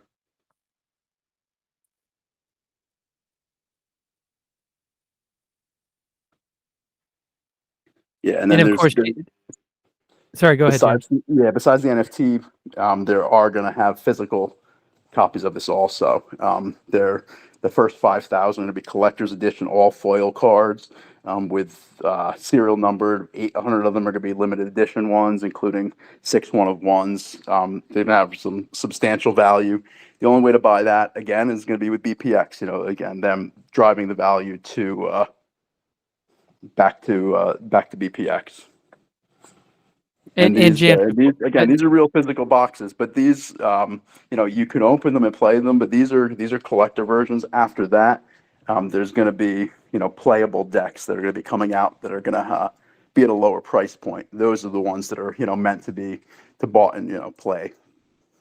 All right, so James, you have 2 questions. Chicago has a question, and Smash after him. This is just a real quick question and also a thought. I was wondering if the card that was created for JJ will be available for us to buy, and potentially, or maybe all the proceeds could go to his family, because I would be very interested in having a card because the card is really cool. Anyway, that was just my thought. Yeah, I won't speak for Jeff, but I know with 100% certainty he's exploring how best to do that. I don't think he has figured it out exactly, but yeah, I mean, I think the point of trying to raise as much money for his family as possible through that certainly is not lost on Jeff and the team. That's certainly going to be a goal, but I don't think they've figured out exactly how they're necessarily going to roll that out, or if they have, I'm not privy to it. Thanks. Yeah. All right, absolutely. Smash, you had a question? Yeah, Thank you, Chicago. it's going back to the miners real quick. I noticed that there's some still sitting out there that are not revealed. Is that possible? No. Are You're you talking about the minor claims? Is that what you're No, I talking was looking on Blur actually, and yeah, and the other day on OpenSea there were a couple that just have black. Yeah. There's no picture there. I think it's the minor passes, Jams. Don't you think that's what he's talking about? I can't think of anything other than that. Yeah, because there are no unrevealed miners at this point. So definitely don't go buying anything that looks like an unrevealed miner. Okay, Well, yeah, because there's one I'm looking at on Blur right now actually, and I was like, Smash, but I saw one on can you share your OpenSea. screen with us? Well, hold. I'm looking at it on my laptop. Okay. Hold Okay. on. Let's do this. Because I will say take a picture of your laptop and post it, and here we go. Let's see here. So if I turn this thing around, and Smash, while you're looking for it, I will say what happened is that there were minor passes where folks did not get they didn't get a minor. They had, was it 24 hours we had, Jams? No, it was longer than that. It was like 2 weeks. Was it? It wasn't 2 weeks. So I feel like this time it's going to be longer. But let's see. Is that Smash has got his screen that he's showing right there? Do you see it? Yeah, James? I think it's failing to load for some reason. Yeah. okay. Yeah, why don't you click on it? See if it It just says loads when no you click data on it. available. That's normal. I get that same screen once in a while. Okay. And it's got a number on it, 1067, but Yeah, dude, I'm sure it's legit. I just couldn't tell you what that one looks like. interesting. Yeah, I was curious because if it was unrevealed, I thought people would be snapping those up because it could be a hoodie. Who knows? So Yeah, no, definitely don't buy it. Buy it for that reason. yeah.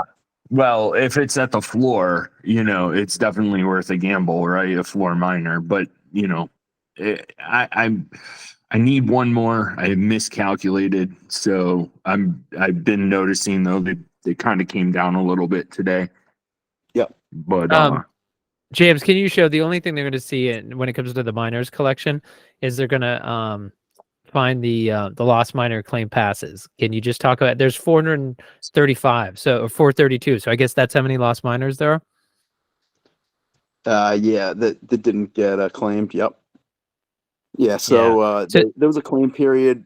Scott thought it was 24 hours. I thought it was like 2 weeks, probably somewhere in between that lies the truth. But the ones that did not get claimed are lost forever. So that's what those represent. And we will say that some folks think that there is value in these lost miner claim passes. It hasn't come to fruition yet, but it's one of those things like I haven't, to be honest, I'm glad we're having this, Jams. I wouldn't mind having one. There's a number of people who say, yeah, you know what? It's like I'd like to have one because if the lost miners, if people really take off on if Wonders of the First becomes the Honest Wagner of the blockchain, right? People are going to say, well, like what happened before that? And you're going to say, well, there's a companion collection that happened right before the Lost Miners. So the thinking is everything to do with the Lost Miners obviously becomes collectible. And so this, of course, would be one as well. So the Lost Miners, but that's just, you mentioned seeing something else when it comes to Lost Miners Smash. I just wanted to bring this up. I'm getting into the Sharks. I apologize for doing that. But the only thing you're going to see besides the Lost Miners are these expired passes. They're not good for anything. They're just collectibles. That's all they are, and they don't get you anything. All right, and so James, for the Wonders of the First, I didn't hear you talk about Token Zero and who can get Token Zero and why is Token Zero worth it. And you, for folks who don't know James does not like to talk about value the way I do. It's, oh my God, when the Lost Miners first came out, I would say to James all the time, I would say, give us value in terms of what you think this is worth. And James, he's a collector. He likes to hold it. That's not what he does. But James, Token Zero, what is it? Who can get it? And the minute it comes out, what do you think the value is of that? Yeah, that's a loaded question. You enjoyed asking it though. So Token Zero, it's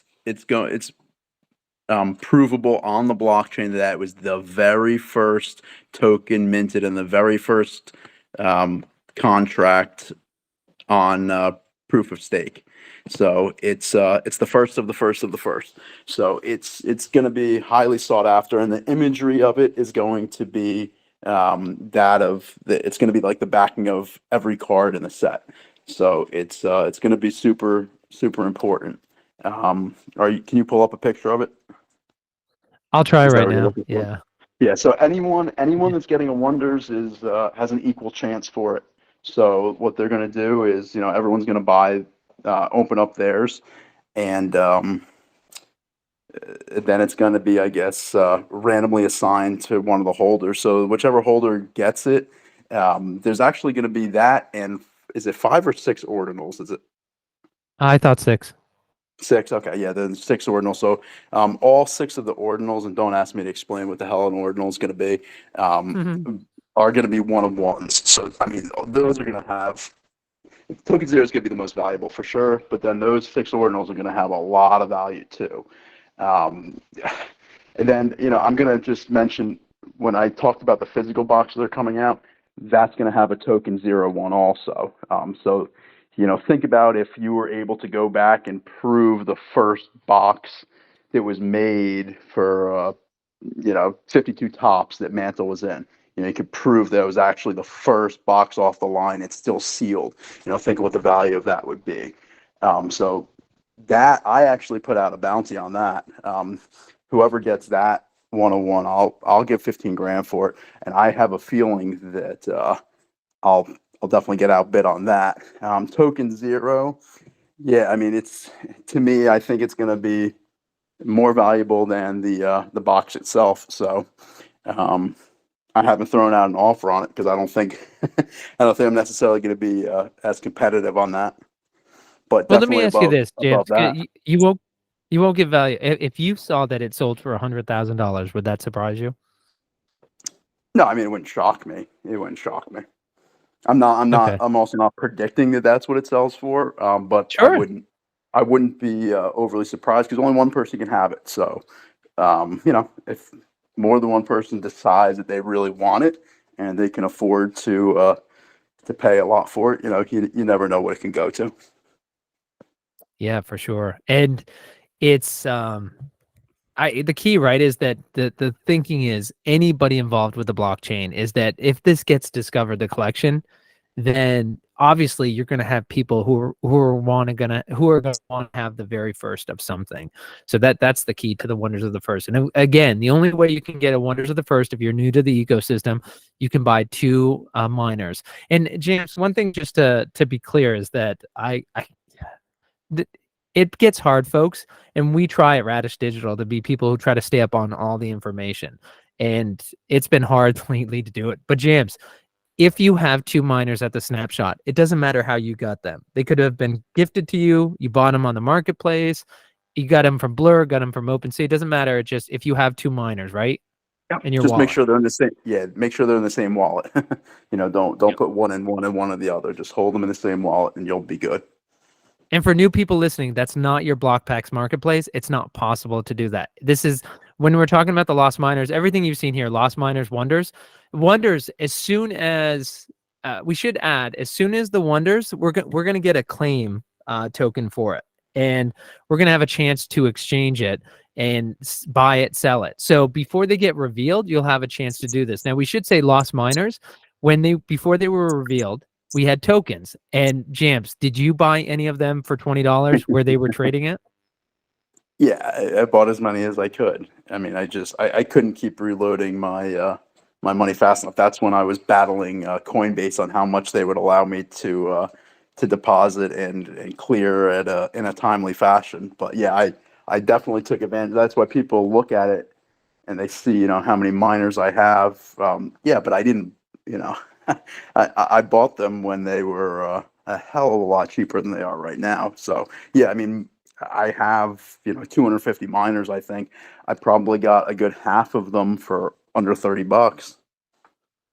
Well, and that's to show you what happens to some of the assets is I laugh, Jams. I love talking about value. All I've ever done is add miners. I haven't sold miners. So I'm a collector, but I do like talking about the value of it more than you do. And when you look at where we've come, it's just about a year. So they were valued at $20, and today the floor is, I see it's down a little bit, like 350. But so that's 15x in a year. The value on it's Yeah, gone up and it 15. really was at 500. Just one person, so they had a big holding of like 100. They sold half of them. They needed money for something different. So, can't fault someone when they do that. But that was an anomaly. So, that's gonna get that'll all get absorbed. Yeah, and I do want to say that that's a great point. Somebody did drop a good community member. I know, Jamps, you were worried that they had been compromised their wallet. It turns out that one of the things they need to do is they had a house closing. And I make a point of always reaching out to folks who exit the ecosystem or sell off a lot of their assets because I'm always worried about a canary in the coal mine. And folks, I suggest you do this. Is that because it's good prudence, it's good due diligence. And what you'll find is when people are selling assets in block packs, is we had somebody was it TT9, who was it, who he was almost mournful the fact that he sold off his block packs collection and he wasn't as invested in doing what he loved, but he did it because he bought a house. He used it as the down payment for his house with what he had built in block packs. And that's why he left the ecosystem. Not everybody does that, but man, Jams, I haven't talked to anybody who's left the ecosystem because they were unhappy, they were treated poorly, it was a bad experience, it wasn't doing it for them. You never hear anybody selling off their assets because of that. It's because they lost their job and they've got to worry about rent and food. It's got to be because of something else. You're buying a house, like what happened to that member today. And they didn't get rid of everything. They just downsized a little bit. Or GT paid for a wedding on the back of his block assets a couple months ago too. Yep. He paid for his wedding. Anything else you want to add about the wonders? No, I don't think so. Okay, and the snapshot for that is, I think it's November 27th. Is that when? Does that sound right? The snapshot for wonders? I'm honestly not sure. I mean, it sounds, right about. I know, it's the end of November, but I'm not positive on the exact date. That certainly could be right. Okay. So at that point, let's finish off with the geeks and just if you can talk about that. I consider them the backbone of the ecosystem. Do you, Jamps, or do you just think it's another silo? No, no, no. They are the backbone of the ecosystem, and there's always going to be rewards given to them that we don't know about today. They're always thinking about new ways to reward them. So right now you have three different levels. There's the legend, then there's the hero, and the all-star. Legend being the most powerful, I guess you could say. Hero in the middle, and then all-star. So they have different rewards for different parts of the ecosystem. So for Home Team Heroes, um, it's going to do two things right now that are pretty important. One, it's going to determine how many boxes you're able to buy at the Geek discount price, which right now is $80 compared to $95 if you did not have one. So for every box, it's a $15 savings. That's pretty big. But the thing that I personally like it for even more you can use the geeks to pair up with your color pops and to use them to be a multiplier. They multiply by 25%. So if you had a geek that earned 1,000,000 points, the multiplier on that would bump them up to 1.25 million. So the legend geek is able to multiply 5 different color pops, and that's the color pops across all the different sports, not per sport. The heroes are going to be able to multiply 2, and the all stars are able to multiply 1. So for someone like me, I have a lot more color pops than I have geek multipliers. So when I'm looking at color pops, I'm willing to pay a bit of a premium for the ones that have multipliers because those are the ones that I'm actually going to be able to then pair up with my geeks. Okay, I think that pretty much sums it up. And I will say, James, when I was at the National Card Show and talking to folks, I try not to make presumptions on people's behalf, but I would say when geeks were first introduced, they haven't been around forever. I remember when they first came out, and it was kind of dropped as a reward, right? That's how the legends came out.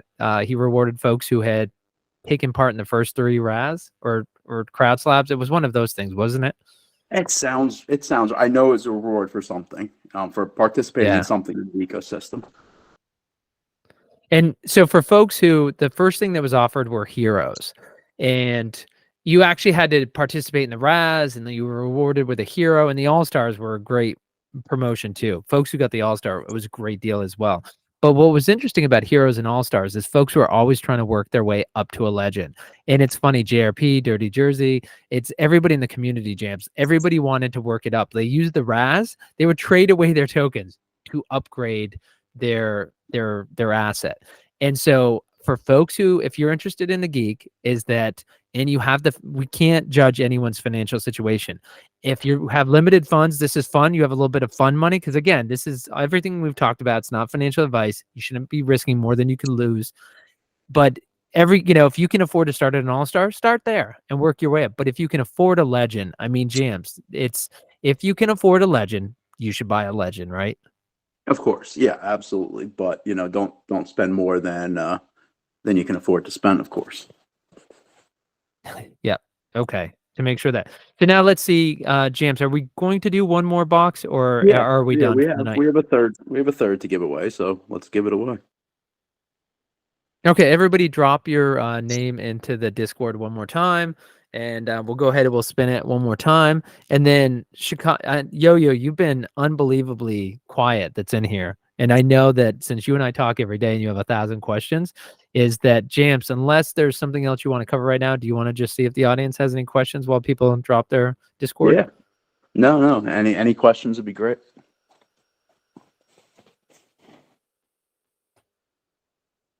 All right. Chicago? Great question. Just taking it all in. Whoa. Jam said you did something I have not been able to do in days is leave Yo-Yo speechless. All right. And Looks like Smash has a question. Go ahead, Smash. Of course, I had to have one. On the legends, or on the geeks, because I'm getting more and more into that. Are there certain ones that are more rare or sought after? For the vast majority, the answer will be no. But there are some specific traits that have seemed to be rarer, like the basketball jersey comes to mind.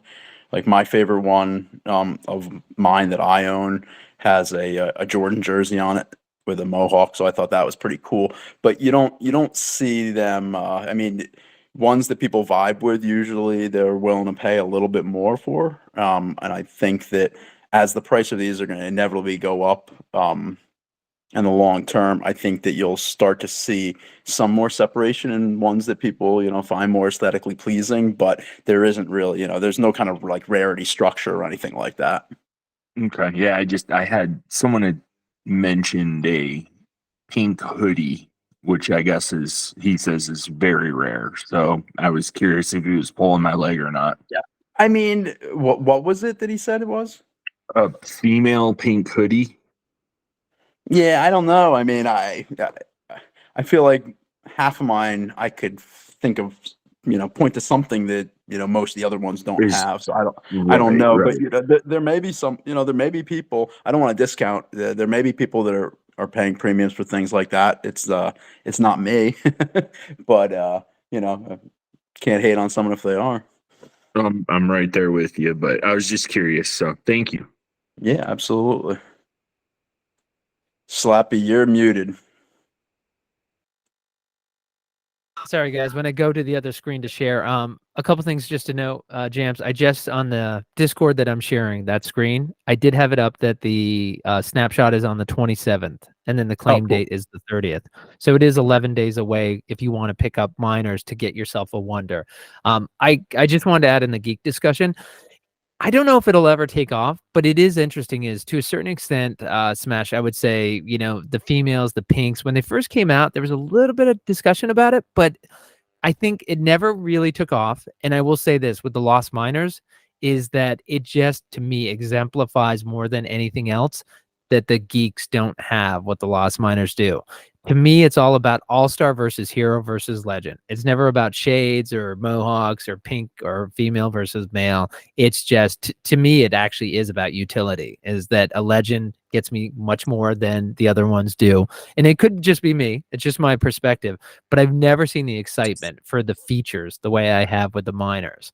So, and I don't want to take away from the person who, and I should say the person who's saying this to you, Smash, I'm sure they're in love with their geek. So I don't think that they're blowing smoke in your face. I think that they're being sincere, but I'm just saying I haven't seen it translate into a buyer's premium when people are negotiating. I'll just say in dealing, I have to agree with you because their price is very, very fair. To me, it didn't reflect a premium, but I was just curious, and it's an OG collector, so it's been great to learn from him. Awesome. All right, well, I'm going to go ahead and spin that. I think you guys can see I went over to that screen. And then, Jams, we did have a comment by Honolulu that I just wanted to share real quick. And so, Jams, I don't know if you can see the screen, but the last box is going to... Oh, it actually can't go to him again. Sorry, guys. I put Yo-Yo into it again. And Yo-Yo, Chicago's going to kill him. He's like, great. Now I have another Smash I have to deal with. I'll go ahead and take it. Yeah. Hey. You come off Ben? mute for that. No, actually, I do have a question for Ben.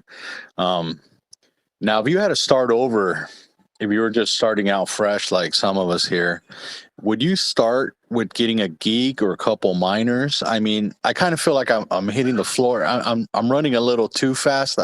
I'm still catching up to some of the stuff in the back end, trying to figure out what I'm getting myself into. So from somebody who's already been there and done it, I would just really like to hear what your best advice would be for somebody new. Yeah, I mean, listen, money is money is finite. Everyone everyone has different amount that they can play with. But if I was getting back into it right now, today's my day one. I would definitely want to grab my minors. Before this snapshot in 11 days, not financial advice, but I would be very surprised if minors could be bought for cheaper than they can today before the snapshot. After the snapshot, you can get them for cheaper because the price will come down because people that were holding it for just the wonders are going to sell it. But before the snapshot, so that's what I'd be doing today if I was getting into it and had the funds. I would try to get an even number, of course, so that I could get maximize my wonder allocation. After that, I'd be getting into home team heroes. I would, if I had the money to get a geek up front, of course I would, because that's just going to save me money on the home team heroes that I'm getting. Once I'm in home team heroes, it depends on how much I'm buying, what my strategy would be. The more I buy, then the more sets I try to build. The less I buy, the more I'm just going to probably focus on color pops, because I'm just always taking a look at how much do I have to spend to get how many points. So is it better for me to chase this rainbow? Is it better for me to chase this set, or is it better for me to buy a color pop? And especially with the sets, if you have to build, if you're missing 150 of them, you're going to spend more money on that probably than what it would take to just go buy a color pop that has more. So it's a balancing act, but that's where I would be. And hey, James, can I add one thing? Because you mentioned minors was the first thing you mentioned. I'm sharing on the screen. This is the floor. I'm showing the floor in OpenSea. I do have a bias against Blur. I know Jordan. He's a great member of the community. I love Jordan, and he's more active on the blockchain than I am, and he goes into Blur all the time. Blur to me is, I always feel like they're an upstart competitor to OpenSea. They do, to me, some things that are questionable. And so I just don't like to dabble over there, because I feel like one day that house of cards is going to collapse. With that said, a lot of people in our community buy and sell over there. So I'm just saying I get an uneasy feeling there. OpenSea is kind of the gold standard, but it's more of an established company. So sometimes you pay a premium. Right now, $359 is the floor. So James, one of the things that you can look at, and certainly, a month ago when it was $250, we all know the price was going to go up the closer you got to the Wonder Snapshot. Didn't take a genius to figure that out. But James will not talk about this, but for the newer folks, your transaction calculation. I know Yo-Yo loves looking at it this way. If you buy 2 miners now, it's going to cost you $700 off OpenSea. So the question you have to ask yourself is, once you have your Wonder, the 2 miners and the Wonder, will it be worth $700? And I really don't see, because the thought is, and I rightfully so, lost miners will go down after the snapshot. How much? Nobody knows for sure. But between your 2 miners and your Wonders, will you have $700 in value? And I 100% believe that, well, this is not financial advice. I personally believe you will. I think that's a good value proposition. I also think for folks who wanted to gen, is you will not have a chance to get that 0 token unless you're getting a Wonders of the First. So you can look at it this way. If you believe in the ecosystem, you want to have the lost miners. If you're a collector, there's no utility with these. These are not like the geeks. They're not getting you anything. There's nothing more you're going to get from the lost miners. They actually did give us BPX rewards for the first season. We will not be getting them in the second season. So I don't want to, let's make that, James, I don't think we made that clear. There's nothing to these lost miners. You're going to get these Wonders, and that's it. So it's only people who want to collect it after this. But if someone, what the play I don't want to see someone try to do is to buy pairs of miners right now, thinking that it's going to just lead you to a free Wonders, because you're going to be able to just sell off the miners afterwards and keep the Wonders. It's not going to work like that, because Wonders, miners definitely is going to dip. You don't want to be the one that sells on that dip. It's not it's never good to sell on the dip. But it's not financial advice, but anything that you're putting into buying miners today is something that you should look at as a long-term hold. I wouldn't, I wouldn't put money into it for, if you were trying to like flip it around, short term. I would focus on my home team heroes for that.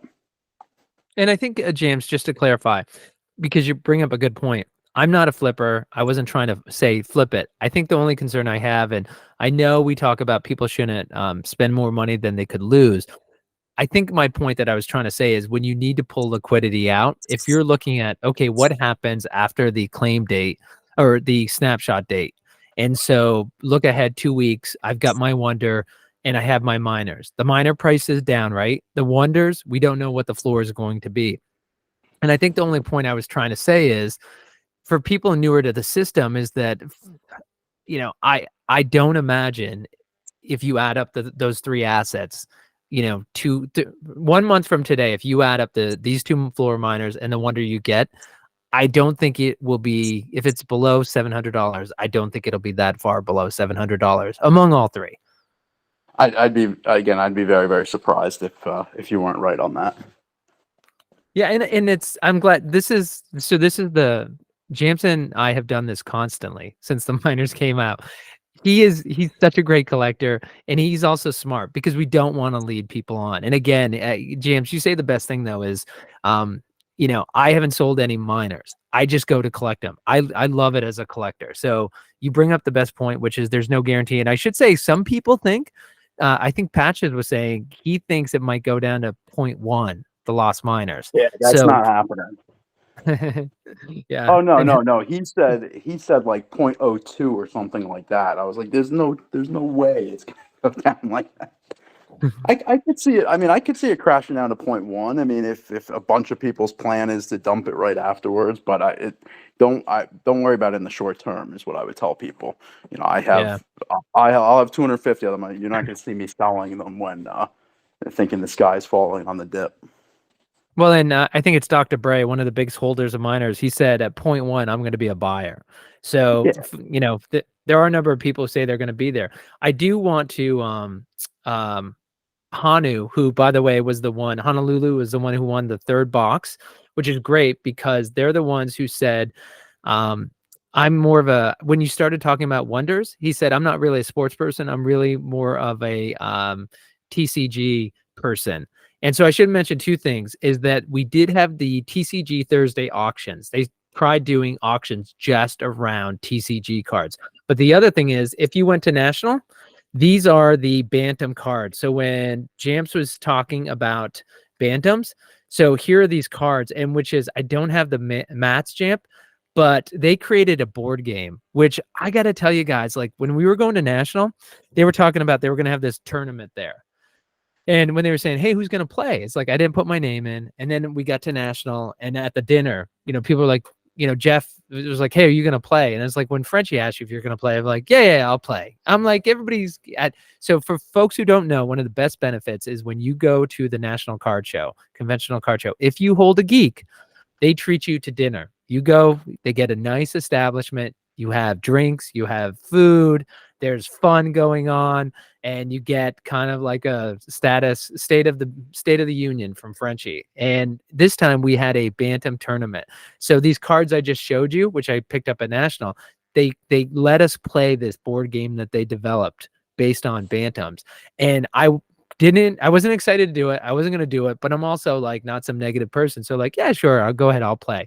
And I got to admit, it's pretty exciting. And probably the most exciting thing is Beaker, one of the members of the community, he brought somebody with him who wanted to chase bounties at the card show, and they came to the geek dinner. And let me tell you, this dude, and I can't remember who the other person was, James, but they started betting $100 bills on this Bantam game, that's not how Frenchie designed it, but needless to say, it made it more exciting. But again, instead of just Magic and Mirror Chicago, is that right? I'm wearing clothes underneath that are Barefoot Breeze.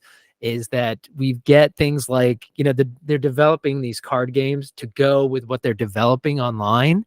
So again, it's Jeff has 1 foot in real world, 1 world in the digital world. And it's like, man, I don't know how that doesn't work, right? You're appealing to the next generation and you're appealing to the last generation. Just such a great way to do it. But anyway, Jams, I know Honolulu said more of a TCG person, so I figured I would just mention that. No, absolutely. There's a lot of different things going on. So I think everyone will find what their favorite thing is. But if you told me a year ago that today I'd be thinking about actually playing the Wonders game, I would think you're crazy, but Mhm. it's just so damn cool looking. I don't know how I'm gonna be able to not try to figure it out. So I'm not saying I'll be any good at it, but I'm gonna give it a go. All right. Well, I guess Jamps is that, and I'm just going to pull up Radish Digital on the screen, and just a plug for Radish Digital is that it was started by Discord user Hawkwin and myself, and of course, it really kind of got going when Gen Con and BJamps started doing Miners After Dark. That was the first show we did on X Spaces, and it started out there, and then we talked about miners forever, Jamps, and then eventually, I think it was you were like, "Hey, let's talk about things other than miners." And it's kind of crazy to think that we only talked about miners with everything that goes on in block packs. Yeah, but that predates Home Team Heroes for sure. That definitely would not have happened for more than one show if Home Team Heroes had launched already. Oh yeah, yep, for sure. And then of course from there, it's so every Thursday, what Jams has been doing now for 11 months and almost a year is that BPX After Dark. There were some shows we did in X Spaces, guys, that went for 4 or 5 hours. Frenchie's been on some of those shows, and he's been like, "Hey, we should wrap it up. It's been 3 hours." And it just, what's amazing is when Jeff comes on, people tend not to leave the X Spaces, and he doesn't lose any audience, especially when he's talking. My favorite jams is when Frenchie comes on the Spaces BPX After Dark, and he starts telling you things, and meanwhile his team is messaging you and me saying, "Well, I didn't know we're doing that. Well, apparently we're gonna do this." Is like he's revealing stuff that even his team doesn't know about when he talks to you on BPX After Dark, doesn't Well, the best is if you ever can see Caroline's face when it's happening. You can see the nervous look when he starts to go down a path where she's not exactly sure what he's gonna say. The nervous look in her face, I absolutely love it. he? And of course, the BPX After Dark Auction Edition with Tex Hooper, which will be coming back as soon as the auctions are here. BPX Break Room, which takes place Wednesdays at noon. We're going to start those back up with guest co-hosts until Jen returns. But I'm excited with Jamps to do more of this. Definitely, Jamps is excited about. I'm going to share Jamps that, and I see Smash has a question, but Jamps is really excited by all the energy that you folks are bringing. And Jamps loves doing this. Jamps has said to me, "I want to do more with the new folks." And that kind of tells you he was the biggest person in this space last year. He is one of the most active. And there's so many communities where people have been around forever. They kind of resent the new people, the young whippersnappers who, don't stop to ask questions. Is like Jamps loves the energy and the questions and the ideas that you guys bring. And so I love the fact that we give this platform for him to interact with you guys. All right, Smash, what's your question for Jamps? Just this may be something take 5 minutes after, but would you guys care to go in and maybe look at collision art and some of the other projects, or just give a little 2-minute overview? Jamps, you want me to just bring up collision for you quick? Yeah, I mean, if you want to go down it, Slappy, you can. You're more of a collision person than I am. Yeah, but it's so far out of sight, out of mind right now. I have. All right, so Well, let me ask you this. James, let me ask him this. Smash, are you thinking about buying some? Is that why you're asking? Already did, Okay. I love it, but I don't know anything about them. Right. You're my kind of guy. All right, so James, let's look at the Mamba Sunlight Edition. So let me ask you this: is that there's different versions of the Mamba, the artwork we're showing. This is the Sunlight Edition. It's one of 1,999. Is there an actual piece of artwork tied to this, James? Yeah, I think so, right?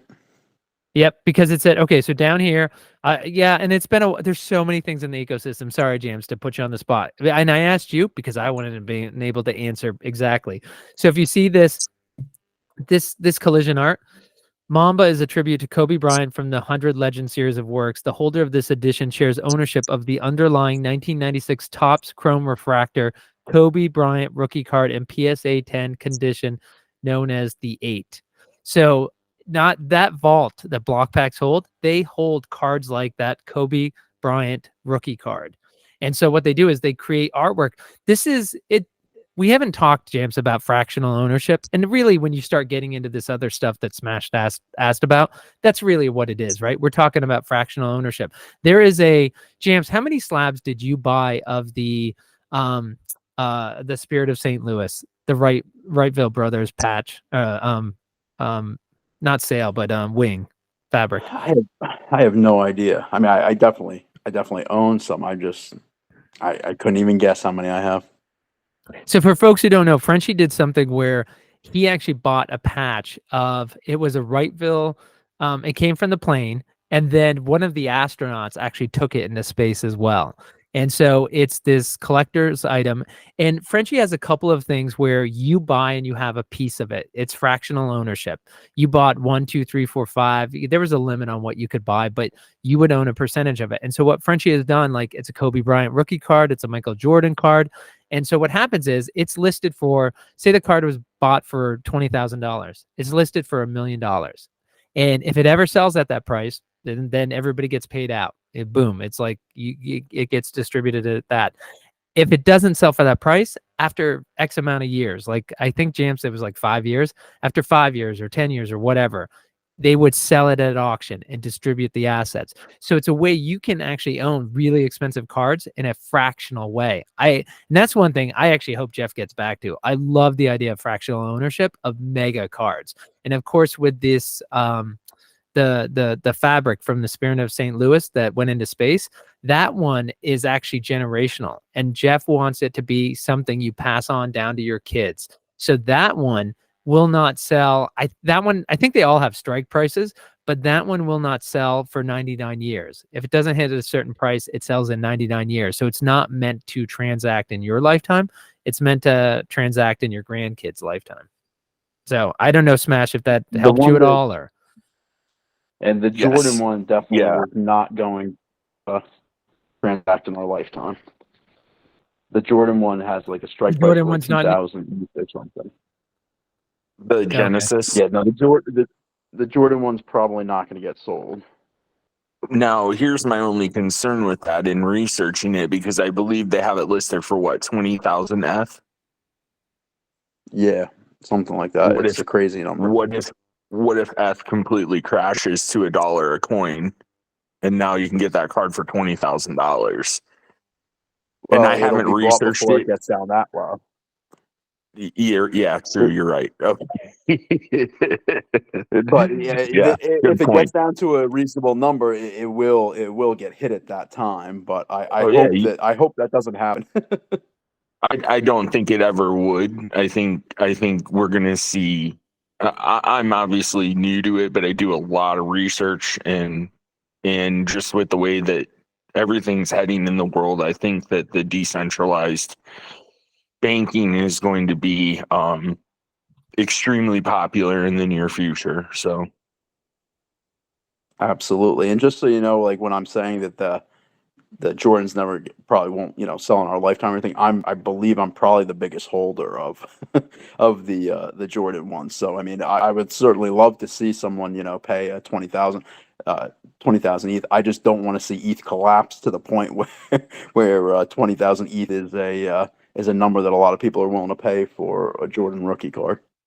yeah, I'm very interested in that project, that Genesis project. I'm looking at a fairly decent investment in that, but I've already had the talk with my kids, like, look, this is what you do should something happen to me, right, for the generational. And that was actually a huge part to Real Biz and the show that you did with him, Slappy. That was eye-opening. I appreciated that. Awesome. I'm glad that you enjoyed that. I will say is that let's see, you and James were talking about Michael Jordan, and then of course there's James, I'm sure you own pieces of this, but this token represents 0.02% ownership of the exact item displayed. The holder of this token will receive BPX following an auction to be held on the BPX marketplace. So what's crazy about this is I Click don't on think the you can owners see. there for me, Scott. What's that? Click on the owners up there. Let me see what I own. Oh, okay. Philly Will's got you beat. Gen Con's got you beat. Look at this. Hmm. You're not even in the top 5. Jeez. But this isn't the Jordan you were talking about, right? No. I'm talking about the Genesis. The Genesis. Okay. Wow, look at that. Oh, I bet you're going to be 100. No, I was way up there. You passed me a while ago. Did I? Yeah, it was right off the first page. Oh, yeah, Yep, yeah. there I Sorry. am. Well, you were 101. You barely beat the other people at 100. Okay, so wait, you're at 100. Look at, and you almost look like you're being a dink. You added one just so you would be put in with Wrencher and all the other 100 people. It's like, look at all these people. You could say you were way up there. Look at, you've got 101, and if I scroll down, you got one more than this group, one more than this group, one more than this group. Oh, look at that. Oh yeah, you bet. Perception is reality, my friend. Yeah. Okay. All right, and then You the think only I've other looked at that? Location, right, James? That's it. yeah. And then Ledger of Things is that I I know what can't you're gonna believe say. you're doing lots of. Yeah, I can't believe you say, because I think it's pretty cool. It's like you can't get there, but so this card, can I redeem this card? Is there a way for me to say I like this card, I want this card, I want to have this If card? you collected all 200 of them, yes. So there's all these digital tokens that you have a fractional ownership of this. And so you would have to go to Leone and buy his 6 and Jen and buy her 3. And then once you have everyone, looks like it's not 200, 199. So once you have 199, then you can go to BlockPacks and say, I own 199 of these. Send me this physical card. So that's another way. I don't know if Yo-Yo's still in here, but these are real physical cards, and you can go after these cards. Of course, the Yeah, trick but is, right? they're not actually designed to have someone try to put 200 of these together. I mean, I'm being a little tongue in cheek, Nope. but if you did put them together, yeah, I mean, the card is yours. But Yep. no one's ever going to do that. That'd be a fool's errand. Well, I think the biggest problem you're going to run into now, of course, is that this is all based not on the BlockPacks marketplace. It's based on the blockchain. And I guarantee you now, in every one of these, there's got to be a wallet that's been lost or forgotten. And that Oh, of course. asset's going to be gone forever. Yeah, I mean, if Yeah. it's one of the ones that are like out of 10 or something, I guess, you might have a shot. But even then, good luck. All right. Smash, I know you had that question. Does anybody else have any other questions for Jams? Hey, James, right. hate to put you on the spot, but are you willing to sell a legend? No. Man. Sorry. All right. No, yeah, I have the amount of geeks I have is a comfortable amount for what I buy for Home Team Heroes, and it's not even close to enough for all my color pop multipliers. So if I had enough to cover myself on all my color pops, I would absolutely be willing to, but Now, I'm you did. not even close. That's fine. You did hit on something though earlier where and I always wondered this. So one of the legend geeks does go across. So let's say basketball season's over. Is your legend going to carry over to another one, or meaning could you use that same legend for different? Could you use that one legend for different sports? So you're not going to actually be assigning it. BlockPacks is going to, at the end of the season, my understanding is not the end of football or the end of baseball, at the end of BlockPack season 2. That's when they're going to calculate it. Thank you. And again, just the way you said it, James, just to make it clear, is that it can't be because that was one of the. Let me state it the way that some people could interpret it, and the way some in the community did. That's not how it's intended. Folks were thinking, if I have a geek, I can pair that up with a color pop from baseball, from football, and from basketball. The same geek can be used for a home team hero in each sport. That is not the case. It is only one geek gets paired up with one athlete. Doesn't matter which sport it is. It's not one in every sport. It's just one athlete. Yeah, if you have 10 color pops across the 3 sports and you have one one Legend Geek and nothing else. So that's 5 multipliers. You're not going to like assign the 5. Block Packs is just going to assign them to whatever 5 of your color pops have the highest point total. Okay. That's a great. I really thought it carried across all of them. That's how I understood it. And you touched on it a bit earlier, so I was like, I better ask, because I was really under the impression that one Legend was going to carry across, or even a hero or an All-Star was going to carry across all of them. Listen, no one would like that more than myself. Being, I think I have about 1/5 of my color pops. Like that I have a geek to multiply it. So I mean, I'm at a huge, but at the same time, I have to understand that this is again driving value to the geeks, right? And Right. at the end of the day, I always love to see the value get driven to them, obviously. So it's a balancing act. But yeah, I mean, like there's no one that's going to have more color pops that are not multiplied than me, and that's a tough pill to swallow, because obviously multipliers are things that I'm always targeting. All right, Joel, you got any other questions? Nope. I asked the most important one. I was waiting till the end of the night to see if he was going to sell a Legend. Hey, it was awesome. good strategy, worth a shot. Yeah, that was great. And for But folks if who don't know, I hear anyone that's looking to sell one, I could point you in that direction. Yeah. You know what? I was just going to bite the bullet right before I left work today. Well, for the last 3 hours of work, I was going to just grab one anyways. Either I was going to mint one myself or just grab one. And I don't know, OpenSea was not letting me connect to the MetaMask. And I refreshed it, and I did what Slappy was talking about not to do. I kept punching in OpenSea on my browser. So now I'm like, oh, fuck. After he hit on that earlier, I was like, a bit concerned. I'm all, should I drive back to my office and see what the hell I did? And I guess I'll find out tomorrow. But yeah. Yeah.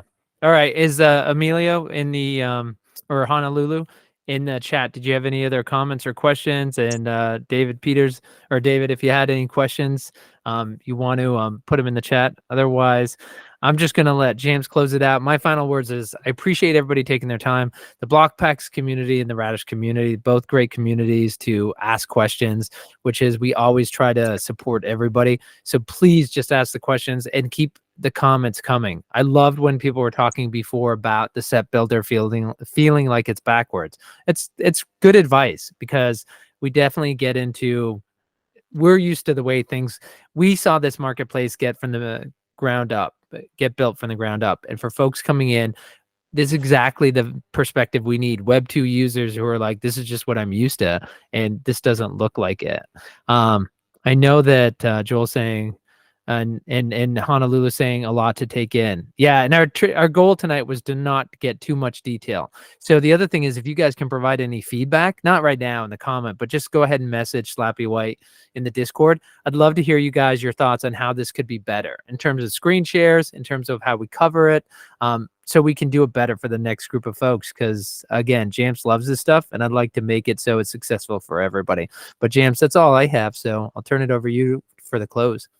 Thanks, Slappy. Yeah, no, I definitely thank everyone for coming. To echo what Slappy said, I told him this is what I really enjoy this. I mean, the show that I run, where we're just talking about different things, but not geared to new people. I mean, I've definitely had fun doing that. But the one time we got on a similar call like this about a month ago, the next day, I got off the phone and I told Slappy this. I really, really enjoyed that one. So, but I can't do it if no one shows up. So I appreciate you guys coming. Slappy, thanks as always for running this. We want to thank BP for supplying us with those 3 basketball boxes that we gave away tonight. And, we look forward to seeing you guys all in the Discord. Anytime you guys have questions, please feel free to ask them in the Discord or just message myself or Slappy personally. All right. Thanks, everybody. Have a good night. Take care. You've been listening to BPX After Dark, which is broadcast live each Thursday night at 9 p.m. in Twitter Spaces at Radish Digital. That's digital with a J. Hosted by B-Jams, we want to thank you, the listener. A special thanks to those in the audience who raised their hand, came on stage, helping to make BPX the best community. BPX is a community built by collectors for collectors. That's it for this show. Thanks for tuning in, and we'll see you next week.